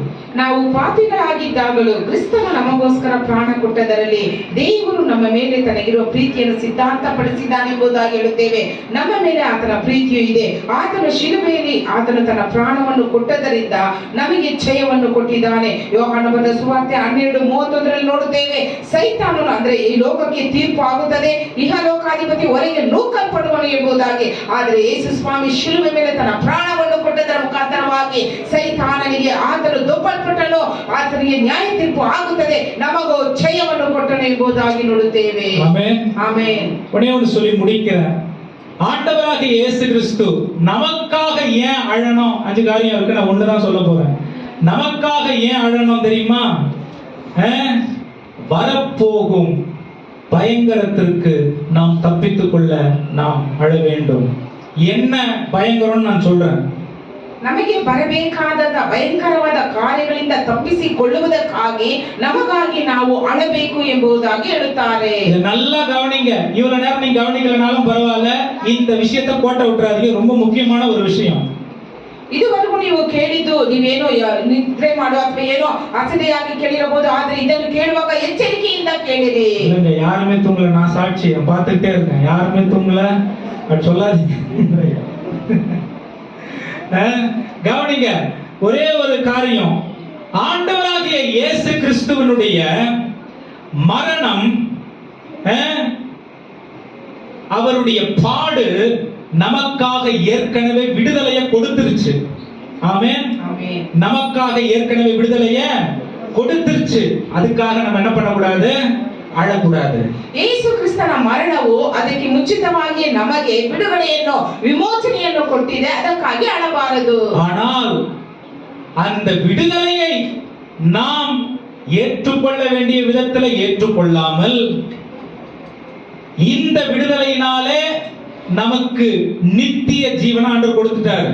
சரிங்களா? இந்த நித்திய ஜீவனை நான் எப்ப புறக்கணிக்கிறேன் அப்படின்னா, இயேசுவினுடைய விடுதலையை ஏற்றுக்கொள்ளாமல், இன்னும் அவருடைய பாவ மன்னிப்புல அவர் செய்ததான காரியத்துல என்ன சொல்றது, நிச்சயம் இல்லாமல் நான் என்னை என் விருப்பத்திற்கு வாழும் பொழுது வரப்போகும் நித்திய அழிவுக்கு நேராய் நான் உணராது இருந்து அதிலே நான் சிக்கிக் கொள்ளுகிற அளவிற்கு நான் இருப்பேன் என்று சொன்னால் வரப்போகும் அழிவு அதி பயங்கரமா இருக்கும் என்று தேவன் சொல்லுகிறார். எப்படி தெரியுமா? பச்சை மரத்துக்கே இந்த காரியம்னா பட்ட மரத்துக்கு எப்படிப்பட்டதா இருக்கும்? லூக்கா 23:29 சொல்லுது. பச்சை மரத்துக்கே இந்த கதினா பட்ட மரத்துக்கு என்ன கதின்னு சொல்லுது.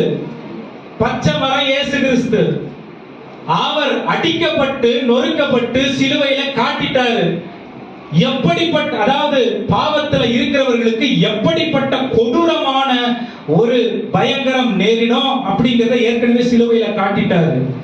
இதை நான் ஏற்றுக்கொள்ளாம இன்னும் என் விருப்பத்திற்கு பிசாசுக்கு இடம் கொடுத்து தேவனுடைய நடத்துதலுக்கு நான் வாழலனா, இந்த பச்சை மரத்துக்கு இந்த கதினா ஏற்றுக்கொள்ளாமல் இருந்து இன்னும் வரப்போகிற நித்திய அழிவு.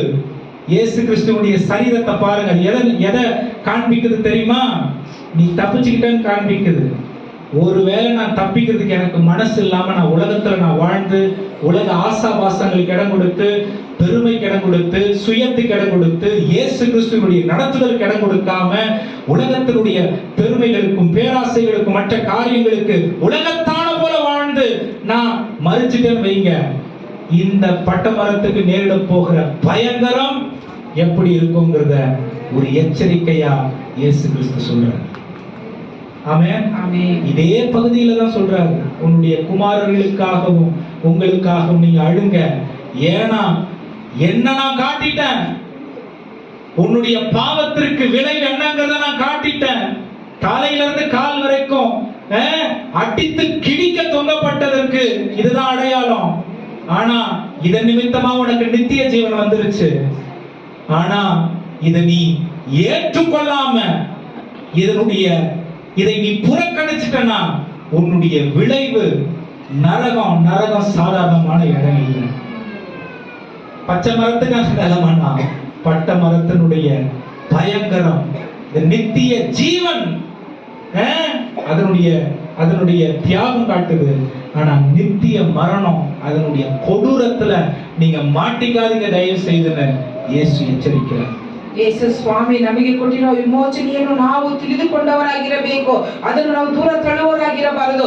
ಈ ಲೋಕದ ಆಶಯಗಳಿಗೂ ಸ್ವಾರ್ಥಗಳಿಗೂ ಹೆಮ್ಮೆಗಳಿಗೂ ಬೇರೆ ಬೇಡವಾದ ಕಾರ್ಯಗಳಲ್ಲಿ ಇರುವುದಾದರೆ ಆತನ ವಿಮೋಚನೆಯನ್ನು ನಾವು ದೂರ ತಳ್ಳುತ್ತಿದ್ದೇವೆ ಎಂಬುದಾಗಿ ಅದೇ ಲೂಕನ ಬರೆದ ಸುವಾರ್ತೆ 23ನೇ ಅಧ್ಯಾಯ 31ನೇ ವಚನ ಹೇಳುತ್ತದೆ, ಮರ ಹಸಿಯಾಗಿರುವಾಗ ಇಷ್ಟೆಲ್ಲ ಮಾಡಿದರೆ ಮರ ಒಣಗಿರುವಾಗ ಏನಾಗಬಹುದು ಎಂಬುದಾಗಿ. ಆಮೆನ್.